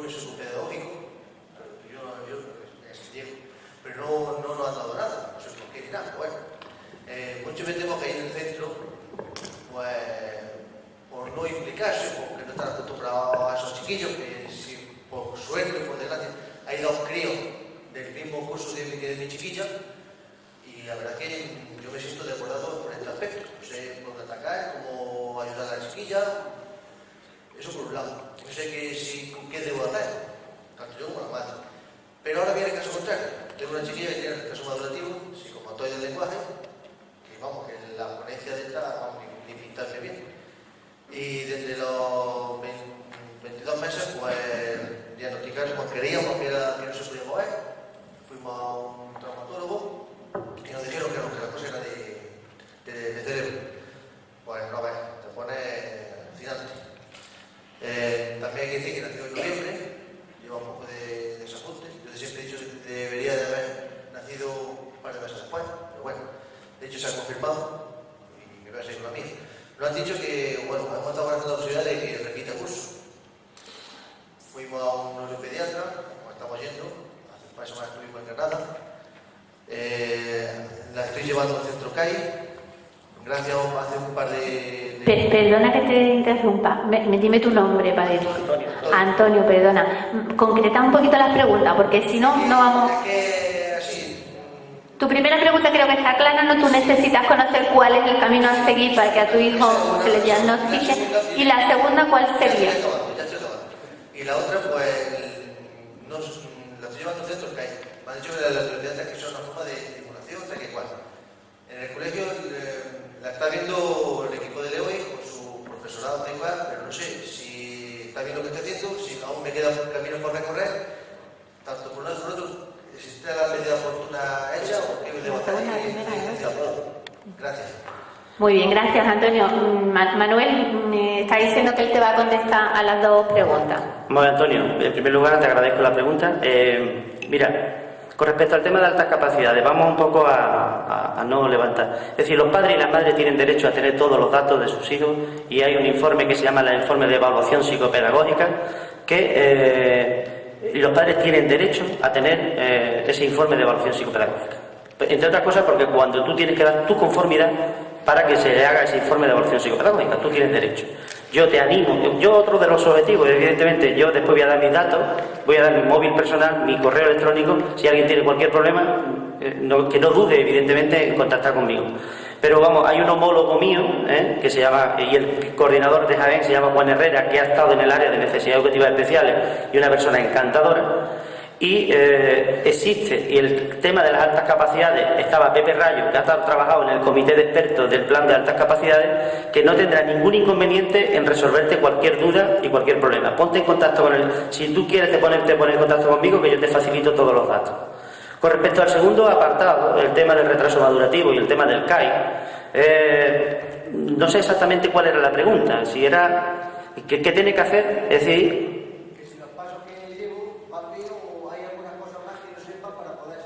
¿De qué edad tiene, perdón, Antonio? En 5 años. Vamos a ver, los CAI están para atender los centros de atención. Los CAI son centros de atención e intervención temprana. Están hasta los 4 años, 3 años y 364 días. En el momento que cumple los 4 años ya pasa de ser CAI. Los CAI los hay conveniados y los hay subvencionados. Y los CAI están para atender a niños con discapacidad o con riesgo de padecerlo. ¿Vale? ¿Cuáles son los pasos? Evidentemente, lo más importante es coordinación entre el escenario sanitario y el escenario educativo. Es decir, qué es lo que se está haciendo en el CAI y seguir las pautas de actuación en el centro. Y a la inversa, es decir, qué se está haciendo en el centro, es decir, unificación de criterios en cuanto a la respuesta educativa. Ponte en contacto con el equipo de orientación educativa del centro, darle los documentos. Hay un informe que se llama el informe Alborada, que te lo gestiona el CAI, y que se ponga en contacto. Y te digo otra más, en la estructura hay un equipo especializado que es de atención temprana, que si tú quieres yo también te facilito los datos y ese compañero tiene que tener coordinación casi con toda seguridad con el CAI que está atendiendo a tu niño o a tu niña. Y él te asesorará y te dará pautas de actuación a nivel de centro, a nivel de aula, a nivel individual, a nivel familiar, por dónde se dirige la respuesta educativa de tu niño o de tu niña. Después te pones en contacto conmigo, yo te doy mi móvil, me llamas y yo te doy todos los datos que tú necesites. Gracias a los dos. El señor de la camisa amarillita. Yo creo que podemos hablar así. Sí. Porque igual se oye sin micrófono, me está diciendo Manuel, no sé si... Si lo tiene mejor, claro. Hola, buenas tardes. Mi nombre es Gonzalo Molino, vengo de San Lucas de Barrameda. Dos preguntas también. Pero la primera casi puede ser una afirmación. Una es que el tema que estáis hablando de alta capacidad y necesidades educativas especiales, yo soy presidente de un AMPA de mi instituto, tenemos nada más que el ciclo de la ESO y hemos podido comprobar durante los últimos 4 años la dificultad que están teniendo los niños que no han podido ser diagnosticados con anterioridad, el enorme problema que se están encontrando sobre el hambre, tanto ellos como los padres, a la hora de que en secundaria se intente encauzar y se intente evitar lo que normalmente se viene dando a llamar los alumnos móviles, que se investiga después un poquito y se puede decir, tenemos un rato de charla con ellos y vemos que realmente no es un problema de conducta, sino que hay algo un poquito más allá. El otro tema es que en esta zona de lo que corresponde a San Lucas, Jerez, Ronda, Señora, estamos teniendo muchos problemas con que se diagnostiquen a los niños con el TDAH. Estamos teniendo verdaderos problemas. Os explico. En la zona de San Lucas, lo que pertenece a la salud mental, que es de la seguridad social, nos estamos encontrando con psicólogos que se niegan a reconocer a los niños. En el caso mío, mi hija tiene 7 años y dice que ellos no la reconocen como niños con este trastorno. Hemos hablado con el centro, hemos hecho una valoración por lo privado, que si nos han diagnosticado, estamos en contacto con una asociación de Jerez y nos ha dicho que sí, que también ha sido la que me ha ratificado exactamente que este servicio de salud mental se niega por completo, ya no solo en mi caso, sino a otros padres, entonces la pregunta mía, concretando es, ¿qué hacemos los padres cuando no podemos acceder a la infraestructura que en este caso está hablando Manolo, en la que tanto el centro como el equipo de orientación escolar, que realmente son los que deberían de detectarlo y de decirnos a los padres, oye, estos son los pasos que hay, bien a nivel de centro o bien fuera de ellos, sería por completo decir que no, que en el caso de mi hija me dicen que es inmadurez y de ahí no se va. Entonces la pregunta es, Pues, si te parece, Manuela, ¿te puede dar alguna pauta? Una parte sí te la quiero contestar. Y además me viene muy bien porque ha habido una cosa que a mí me ha faltado de comentar. FAIDA, la Federación Andaluza, uno de los objetivos que ha conseguido, que más nos ha beneficiado todos los familiares de TDAH, junto con educación, se ha conseguido el protocolo de diagnóstico andaluz para alumnado con TDAH. ¿Qué significa esto? Al igual que antes necesitabas la documentación firmada de que tu hijo tenía TDAH para que el colegio actuara en consecuencia, ahora no. Ahora ya, ante la sospecha, solo la sospecha, por parte del profesor o por parte de la familia, de una alerta TDAH, el protocolo debe de abrirse. Con esto te quiero decir que a nivel académico, ante la sospecha deberían actuar con tu hijo, independientemente de que tienes que buscarle el diagnóstico. Parece. Diego me decía que quería responderte a la parte de alta capacidad. A ver, con respecto a lo de la alta capacidad, porque lo que tú estás planteando es a un nivel bastante generalizado, y es generalizado no solamente en Cádiz, es en todos sitios.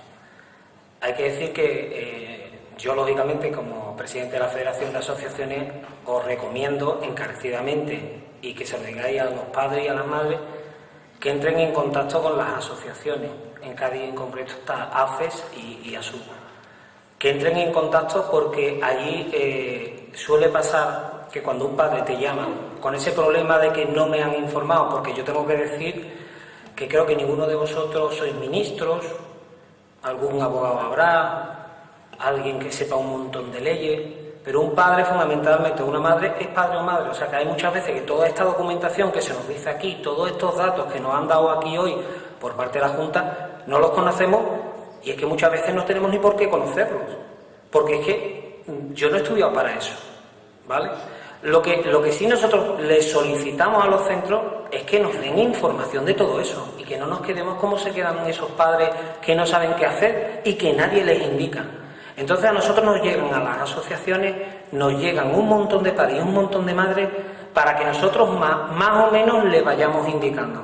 Indudablemente nosotros les indicamos qué pasos pueden seguir para que obtengan ese diagnóstico o que obtengan diferentes cosas. Por eso el mejor consejo que se puede dar sobre altas capacidades es que se pongan las familias en contacto con las asociaciones, que indudablemente van a intermediar con los centros y las familias para intentar que exista esa comunicación.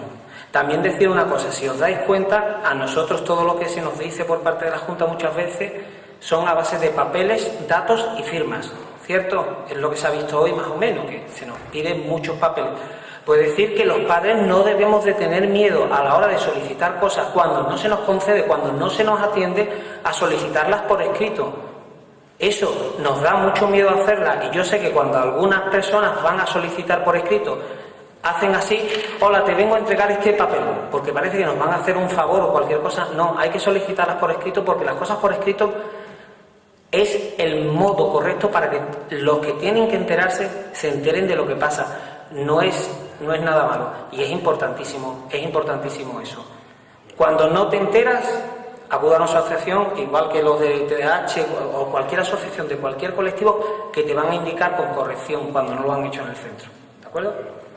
Yo, una pregunta, una cosa, José Antonio, es decir, aparte de asistir a la asociación, los centros disponen de una serie de recursos humanos que te pueden informar. Es decir, si tu hijo está en un instituto, hay un departamento de orientación y un orientador de referencia que te puede poner. Si el orientador no te da de referencia, existe un equipo especializado en altas capacidades. Y si no, te da la jefatura de estudio, que tiene que velar por toda la cumplimentación de toda la documentación. Y si no, está el servicio de inspección. Es decir, hay una amplísima red de recursos para dar respuesta. Y con respecto a la hiperactividad, si tú no encuentras, es decir, en la puerta de entrada es el escenario sanitario, lo da el pediatra. El pediatra te da un PEDIE que te deriva a la unidad de salud mental infanto-juvenil, y, como bien dice Manoli, no tiene solamente con el mero hecho de que tenga sospechas, pero si viene acreditado y avalado por la unidad de salud mental infanto-juvenil, evidentemente es mucho mejor. Pero también existe un equipo especializado en trastornos graves de conducta y de hiperactividad. Enrique quería comentar una cosita, brevemente. Da la impresión que ustedes sois los padres y madres, hasta que se demuestre lo contrario, más implicados, ¿no? Que estáis aquí, que pertenecéis a la AMPA, a la FAMPA, a la CODAPA y tal, ¿no? Imaginarse el resto de padre y madre, ¿no? Que no todo el mundo tiene el perfil que tengo yo de padre y madre en mi colegio, ¿eh?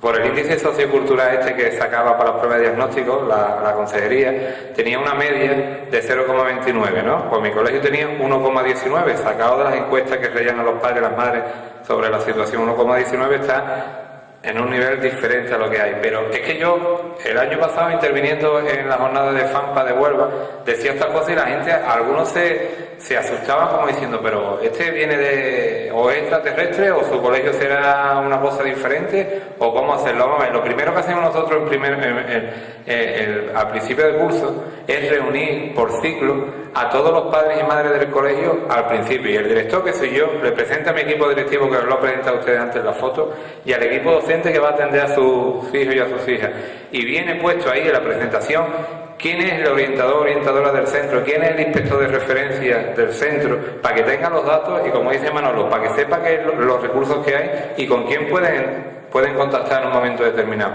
Y cuando viene a un niño o a una niña para atenderlo, puede venir o que el maestro lo detecta y hay un protocolo que rellena y se le da a la orientadora, o la propia familia que viene y ha detectado alguna circunstancia en el niño. Viene y se plantea. Entonces, cuando habláis de que no me dan el informe psicopedagógico de mi hijo, como antes se ha escuchado aquí, es que no me lo dan y tal, es que eso, yo lo escucho eso y me parece que es que no se puede, si es que para hacerte el informe psicopedagógico tiene que tener la autorización del padre o de la madre. Y después cuando se hace el informe psicopedagógico, a mí no me lo pasa como, bueno, no me lo tienen por qué pasar, pero a ti te lo enseña como padre y madre siempre. Y se guarda en el expediente allí del alumno en concreto. Y se ve la evolución. Sí, que a veces lo que no sabemos nosotros como padres, ya hablo yo como padre, a veces lo que no sabemos nosotros los derechos que tenemos, las obligaciones y los derechos que tenemos, ¿no? A funcionar. Lo último ha sido, por si vale, hablando, por ejemplo, Manuela hacía antes referencia al cuaderno viajero. Lo último que yo he tenido en las manos de mi colegio ayer ha sido un cuaderno viajero de un alumno de TDAH, diagnosticado de TDAH en privado y no diagnosticado todavía de TDAH por el procedimiento que nosotros tenemos en el colegio. Porque, claro, nosotros tenemos una orientadora una vez en semana. Y a lo mejor todavía el proceso no se ha finalizado de estudio de este niño. Y ya tiene los paralelos. ¿Sabéis qué hicimos? La familia, la tutora, el colegio. Vino la asociación a vernos, con una psicóloga, con el presidente de la asociación concreto, o de lo que lo está atendiendo, y nos dio unas pautas. ¿Y por qué? Porque todavía no esté diagnosticado por nosotros, vamos a cerrar la puerta y decir, aquí no entra nadie ni actúa nadie hasta que no esté diagnosticado por el sistema educativo. Pues no, nosotros ya estamos colaborando. Y es más, lo que decía antes Diego, papeles recíprocos, ¿eh? Cuando desde el sistema educativo se le ofrece a un padre o a una madre un servicio para su hijo, sea de refuerzo educativo, sea de atención, y se niega, fírmeme usted que ha negado que no quiere la atención de su hijo y su hija, ¿eh? No vayamos a venir después de unos años a decir que por culpa del colegio no se ha tenido. No, aquí está, usted tiene que autorizar la intervención. E igual que usted tiene que autorizar el que no quiere que a su hijo se le intervenga, porque la enseñanza pública tiene recursos para atender a su hijo y usted está negando esa posibilidad. No vayamos a venir luego diciendo que es que no se ha querido atender. ¿Entendéis? Toda esa casuística se da en el día a día, ¿eh? En el día a día. Entonces, que como padres también sepamos qué derecho tenemos para ponerlo encima de la mesa y favorecer la educación de nuestros hijos, ¿eh? Gracias, Enrique. Había un señor por esta parte del centro con una camisa azul que levantó la mano en el primer turno. Perdone, una señora, perdone. Buenas tardes. Mi nombre es Milagros Carpio y yo vengo de la Federación. Se oye, un poquito más fuerte, Milagros. Vale. Buenas, mi nombre es Milagros Carpio y yo vengo de la Federación de Jaén. Yo quería hacer una pregunta que para mí es tarde, porque pienso que tendría que haberla hecho esta mañana cuando estaban todos los técnicos explicando cuáles son los recursos con que cuenta la Junta. Pero cuando dijeron última pregunta, ya dije que no, ya me di cuenta que no podía hablar. Quiero felicitar al director de la escuela del centro de Alfaraque. Oyéndolo hablar, ratifico muchas veces cuando aparecen estos casos que parece que son de otro mundo. Y mi pregunta en específico es, ¿por qué, si hay tantos recursos, como se ha dicho que la Junta ha quintuplicado por 10 los recursos que se han dedicado para la atención a la diversidad, ¿por qué no hay un protocolo que sea general para que se aplique en todos los centros? Porque lamentablemente los padres dependemos en muchos casos de la buena voluntad del equipo del centro. Si hay un profesor que se niega, y aunque tú le traigas un certificado de un centro privado, si te dice que no, es que no. Entonces no hay un protocolo que sea común para todos los centros para que se actúe de la misma manera, y no que digan que en Cádiz hay un buen equipo de detección, o que en Jaén lo hay y que en Almería no lo hay. Entonces, ¿por qué? Esa es tu pregunta, ¿verdad? Muchas gracias. Creo que sí se ha dicho que hay un protocolo, y creo que lo que estamos haciendo un poco incidencia a todos los participantes en la mesa en la necesidad de conocer, de tener acceso a esa información. No sé si alguno de vosotros quiere puntualizar algo más. A ver, Milagros, yo no tengo hay un artículo que es el 125 de la LEA y el decreto 328 que te habla de un poco de la autonomía pedagógica, decisional y organizativa. Es decir, los centros tienen sus propios documentos de centro, de elaboración de centros. Los centros tienen un proyecto educativo de centro, y dentro del proyecto educativo de centro hay un apartado que se llama forma de atención a la diversidad. En esa forma de atención a la diversidad viene recogido desde los objetivos generales de cómo atender a la diversidad, cómo se organizan los apoyos, cómo se establecen los agrupamientos, cómo se hace la coordinación con la familia y cómo se establece la demanda de evaluaciones psicopedagógicas. Eso debería estar recogido en el proyecto educativo del centro. Debería, pero ahora te digo más, es decir, hay el jefe de estudio, hay un orientador del centro, hay una jefatura de estudio y hay un servicio de inspección. Hay un servicio de inspección, es decir, que evidentemente uno de los objetivos de esta jornada, creo que tiene que ser es conocer la organización y el funcionamiento y la estructura del sistema educativo, ya que se nos llena la boca hablar de la participación de la familia y del compromiso de la familia que viene recogido en todo el marco normativo. Bueno, que la familia, una de las formas es como establece Enrique Navarre, es decir, conocimiento. Es decir, pero es un documento vivo, un documento dinámico, un documento abierto, sujeto a cualquier tipo de modificación. Y Milagro, tú, a través del AMPA, a través del Consejo Escolar del centro, a través del orientador del centro, tenéis que, evidentemente, avanzar en esa línea de que quede recogido dentro de los documentos pedagógicos del centro. Y si no queda recogido, hay que ir al servicio de inspección, que es quien vela por el cumplimiento de la normativa. Gracias, Manuel. Diego, ¿quieres puntualizar algo, no? A ver, a mí cuando participo en estas cosas, me gusta hablar de lo que me encuentro, que es lo que hablan conmigo padres y madres. A mí me llaman de toda España padres y madres, pero en este caso voy a hablar porque en cada sitio estoy hablando una cosa. Aquí en Andalucía pues hay una parte de detección que la tenemos un poquito y me hablan de otras cosas. Lo que sí es cierto es que cuando hablan, fundamentalmente madres, tengo que decirlo, eso es un toque de atención a los padres. Cuando hablan conmigo muchas veces madres, pues lo que plantean son cosas como la que tú planteas. Porque es que la gente realmente, yo creo que como asociaciones de padres y de madres, es nuestra obligación, la gente no tiene información. Es que realmente no hay información. Y la gente muchas veces tiene miedo. Políticamente correcto sería decir que no existe eso. Pero hay padres que tienen miedo de acudir a la inspección. Cuando hay algo que no funciona, hombre, a mí me gustaría que personas como Enrique, en la dirección que ha demostrado, estuvieran en todos los centros. Pero eso no es así. No es así tampoco que todos los profesores te atiendan, ni es así. Y cuando te encuentras un caso de eso, realmente a ti te entran muchos miedos. Y a nosotros, en especial, nos dicen, es que yo prefiero no decir nada, porque es que entonces, a ver qué van a hacer con mi hijo. Porque aquí hay un componente, que es el componente de que mi hijo está X horas en manos de una persona y es un mundo aparte y cerrado. Y ese miedo existe. Y entonces yo tengo que romper una lanza a favor de que si hay un sistema, como ha dicho Manuel, de inspección, vamos a acudir a inspección. Si hay un sistema a comentar todo esto, vamos a utilizarlo, vamos a quitarnos los miedos, porque no nos da miedo de acudir a un taller y de protestar delante de un tipo que no te arregla el coche bien. Alguien que está educando a tu hijo, que está con tu hijo o con tu hija, ¿cómo no vamos? Si no estás haciendo las cosas como nosotros creemos, ¿cómo no nos vamos a informar? Tenemos que tener esa herramienta y tenemos que tener ese valor para hacerlo. Y hay que quitarse ya un poquito los miedos de hacer esas cosas y hacerlo. Y tomarlo en serio. Vamos a hablar en los centros y si no nos hacen caso, vamos a solicitar por escrito lo que nosotros queramos que se conozca. Y bienvenidos y benditos sean los centros como los que representa Enrique, porque con centros así las cosas irían mucho mejor, pero es que todos los centros no son así.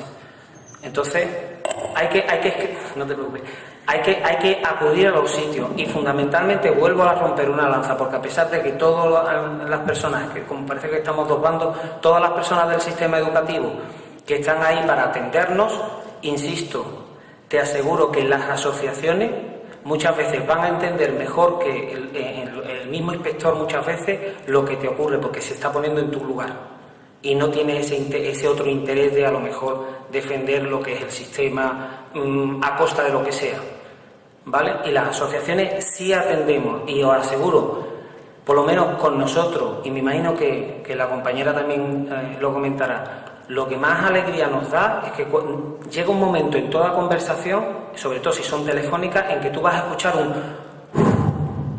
por fin me entienden. Y eso es importantísimo. Nosotros vamos a entender como padres lo que está sucediendo y vamos a dar muchas veces muy buenos consejos. Pero sobre todo vamos a hablarle a los padres que nos vienen a las asociaciones de que usen una palabra que se utiliza mucho últimamente, que se empoderen, que tomen valor de hacer las cosas, que no se dejen en manos de cualquiera. Tú tienes que ser la primera persona que atienda a tu hijo. ¿Vale? Perdona, antes había aquí una persona rosa. Esta señora. Ay, Lorena, perdona, Lorena. A ti que me sé tu nombre y no te vi. Peligro. Me llamo Lorena, pertenezco a la Asociación de Huelva, yo como siempre, y también vengo con mi AMPA y con mis compañeras de allí.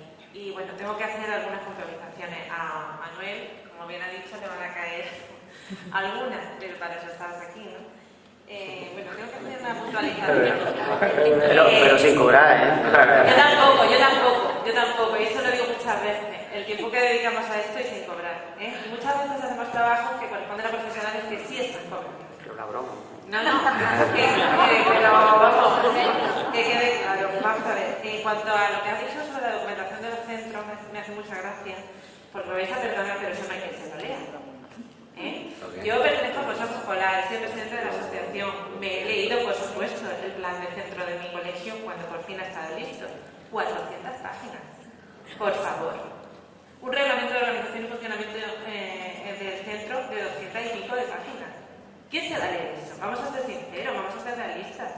Eso no es una información dirigida a los padres, que como dice Diego, no tenemos por qué tener formación para leernos eso, que además es incomprensible. En la mayoría de los casos tiene un vocabulario que, bueno, lo entiende el que está un poco dentro. Yo, que llevo un montón de años en el consejo escolar, y me voy enterando de esta cantidad de siglas y de vocabulario técnico, que no tengo por qué entender. Entonces, esa documentación no es para las familias. No estoy de acuerdo en eso, esa es mi opinión. Pero si tú formas parte de la formas parte del proceso de elaboración de ese documento. Y lo he dicho y he dejado constancia de que eso es una verdadera barbaridad, de que es una cantidad de papel impresionante, de que eso no te lo puedes, vamos, te lo lees si tienes mucha voluntad. Pero ya está. Eso no es una cosa que una familia media vaya a leerse. Yo me la he leído, pero vamos a ser realistas, la mayoría no se la van a leer. ¿Vale? Eso solamente lo dejo ahí. En cuanto a los recursos y a los orientadores, esta mañana hice una pregunta que los señores directores de participación y la directora de escolarización no supieron responderme. Ahora se lo voy a hacer a usted, que creo que, o a ti, que creo que sí podrá respondérmela. Es verdad que serán muchos los recursos, pero en la práctica pasan años, hasta que se detecta un niño con TDAH, yo conozco casos, hasta que se detectan altas capacidades, que conozco casos, y conozco casos próximos, o sea que los conozco y los conocemos todos. Años. Y entonces esos años los padres estamos preocupados. ¿Y qué hacemos? Nos buscamos la vida, intentamos cambiar de centro. Decimos, un director que se va a preocupar, me voy a ese centro. También decimos eso cuando nos encontramos con gente así. Entonces, estamos muchas veces perdidos porque no se nos atiende durante años. No se llega al problema o a la detección o a la solución a la detección, porque ahora se detecta y eso se soluciona, no se atiende. Años. ¿Vale? Eso por otro lado. Y ahora el tema de la pregunta. Yo he preguntado esta mañana, porque han hablado de los 1000 y pico de orientadores que había, me parece que era 1000 y pico, 2000 y pico, me da igual. En nuestro centro tenemos 4 horas, como en el de Enrique. Vamos, que el tuyo es más grande que el nuestro, o sea que me quedo alucinada, me siguen haciendo 4 horas de orientación, de orientador, a la semana. Las bajas no se cubren, ¿verdad? Nosotros hemos estado 2 semestres hace 2 años sin orientador. Y aquí hay una madre que, hablando en el café, me ha dicho que llevan 4 meses sin orientador. Yo se le puedo asegurar que la persona tenía baja por depresión y no volvió a aparecer. Hace 2 años. Y te puedo decir hasta el nombre. Y no, pero se lo puedo decir. Y hay una compañera, no sé dónde anda, aquí, que decía que ella podía también decirlo. Y a mí, doña Antonia... ¿Huelva? A mí, doña Antonia Cascales, cuando era delegada, me dijo que su respuesta fue, cuando tuvimos ese problema, que puede ser ya del curso quizás, que era personal laboral y que eso no se cubría. Esa esa fue su respuesta. Además, eso tiene que estar incluso en acta de la federación, porque fue una reunión en la federación con ella, con la delegada. Esta mañana me han dicho que no es personal laboral. La cuestión es que no se cubre. En muchas ocasiones. La directora de escolarización, planificación y escolarización, me ha empezado a hablar de la baja de los maestros. Y yo, no, vamos a ver, es que los orientadores, que yo sepa, no se cubren las bajas así. Ahora sí puedes, por favor, me lo explica. Y luego, quería preguntarle también si el orientador puede actuar con los niños sin autorización previa ni información previa a la familia. Bueno, en mi caso personal así lo hice y por supuesto hice un documento a la inspección denegándole el permiso a esta persona, que además no estaba en condiciones bajo mi punto de vista y además después se dio de baja, para ver a mi hija, porque esto sin mi autorización. Pero bueno, hablando también con compañeros me dicen que en sus centros pasa, que ven a los niños. En este caso estoy hablando de un centro secundario.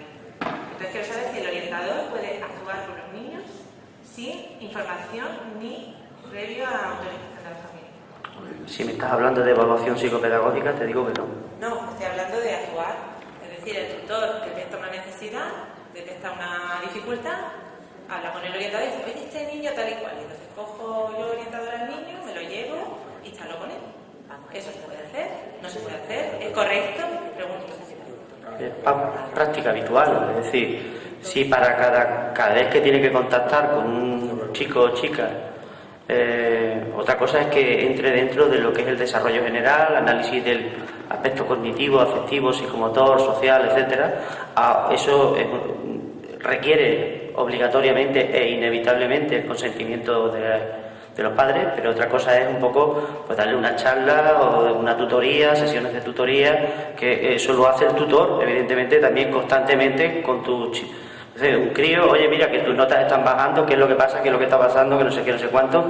Es decir, eso evidentemente en la práctica habitual no requiere un tratamiento, no requiere una notificación por parte del departamento. Dentro de las funciones del departamento de orientación está un poco el asesorar a todos los miembros de la comunidad educativa, entre ellos al alumnado. Es decir, si de lo que estamos hablando de un asesoramiento o una pauta de actuación o de corregirle algún tipo de comportamiento inadecuado o lo que fuera, evidentemente no requiere de consentimiento de los padres. Otra cosa es que tengan que hacer un informe de evaluación psicopedagógica o dictamen de escolarización que lo regula un marco normativo que requiere de la autorización paterna. ¿Vale? Eso es con respecto a la primera. Primaria también, ¿no? Sí, sí. Claro, es decir, es un poco el orientador contacta. Ahora, otra cosa es que requiera de un informe de evaluación psicopedagógica. Entonces, evidentemente, tiene que contar con el consentimiento. Claro, por supuesto, por supuesto. Ante la primera pregunta, identificación. Existen programas dentro de la estructura de la orientación educativa en los GOE. Amando Vega habla de no solo trabajar con la discapacidad, sino prevenir posibles discapacidades. Ahí existe un informe de tránsito en 3, 4 y 5 años. Hay un programa de prevención de las dificultades de aprendizaje en infantil y eso lo que hace es un poco prever un poco y adelantarnos ante posibles alteraciones en el proceso de enseñanza-aprendizaje del alumno. Entonces, sí que existe un proceso existen programas para la identificación del alumnado. Que es cierto, con respecto al que pasan años para que se diagnostique a un niño con TDAH, Manoli un poco puede decir, hay un protocolo para cómo organizar las demandas de evaluaciones psicopedagógicas. Y ante las sospechas, no necesariamente necesita de una valoración diagnóstica. Oye, el niño es inquieto, es impulsivo, independientemente de que tenga la categoría o la etiqueta de TDAH con o sin hiperactividad, existen unas estrategias organizativas, metodológicas y o curriculares para dar respuesta a la diversidad, independientemente del diagnóstico. Es decir, ¿por qué es tan importante el diagnóstico? Si a mí me da igual que sea un síndrome de Duchenne o un síndrome de epidermolosis bullosa o un síndrome de X frágil. Yo sé que hay unas estrategias organizativas, metodológicas y curriculares que hay que dar respuesta y que están recogidas en la orden de 25 de julio del 2008 y que el docente conoce dentro de las técnicas de modelo didáctico técnicas de socialización para dar respuesta a distintos ritmos de aprendizaje, independientemente de que tenga el diagnóstico o no. Y si hay un niño con sospecha de altas capacidades, existen estrategias y medidas ordinarias y extraordinarias. Y existen mecanismos e instrumentos para intentar retar al alumno y dar respuesta educativa. Independientemente de que tenga la valoración diagnóstica. Es importante tener esa valoración diagnóstica, pero no es lo más importante. Yo así lo veo. Con respecto a las bajas, hombre, no soplan buenos vientos, ¿no? Pero en la provincia de Huelva, pues muy pocos centros no se cubren las bajas de la orientación. En muy poquitos casos. Tiene que ser casos, a lo mejor muy... Bueno, ya después, más adelante, si eso me lo queráis comentar, yo puedo elevar vuestra queja a quien corresponda para que intentáis. Y para eso, evidentemente, los colectivos de padres y madres y las asociaciones de madres y de padres, pues evidentemente están ahí. Porque es el chino que se mete en el zapato y que tiene que estar constantemente. Si es que yo aplaudo, es decir, el que ayuden a ese tipo de planteamiento. Haces así con la cabeza y no te convenzo. Es que me parece muy triste que tengamos que estar constantemente detrás de la administración, porque hablando de la inspección, por supuesto existen los mecanismos, pero constantemente, como tú bien dices, la piedra molestando para que los profesionales muchas veces conozcan, porque muchas veces deberían conocer todas esas medidas, pero muchas veces ni las saben, ni las conocen, ni les interesa. Y cuando te vas a inspección, el inspector te dice, es que a ver si el año que viene tienes suerte con el tutor que le toque a la niña, porque eso me lo ha dicho mi inspector, en Huelva, me lo ha dicho, así, con esas palabras. Entonces, es muy triste que los ciudadanos que estamos requiriendo de un servicio que nos corresponde, porque para eso en este país, gracias a Dios, tenemos educación pública, es muy triste que tengamos que estar metiendo como piedra en el zapato para que se atienda. Lorena, mira, permíteme una cosa que te voy a decir. Mira, Diego ha dicho una cosa antes que nos pasa a todo el mundo. Yo no sé si a ti te pasa, a mí me pasa. Tú habéis escuchado el discurso que yo he dado, ¿no? Me refiero al discurso como yo he hablado y como tal. Pensaríais que tengo las cosas claras, probablemente, ¿no? Pues como padre no lo tengo tanto. Porque voy a la tutoría de mi hijo, de uno o de otro, para no dar muchas pistas, y voy con Gemma, mi mujer, y cuando salgo de la tutoría digo, aquí no tenemos una carrasca, vámonos ya y no vengamos más. Y vamos a intentar llevarlo de la mejor manera posible. Y probablemente conozco a los directores de los institutos donde estén, ¿no? Y sin embargo, ni oso el molestar al director, aunque tenga confianza y tal, porque sé que a veces es muy difícil cambiar las estructuras y las formas. Es muy difícil. Y entonces pues me resigno, como nos resignamos la mayoría de los padres y las madres en algún momento, y decir, ya le quedan nada más que 3 meses, a ver si acaba ya.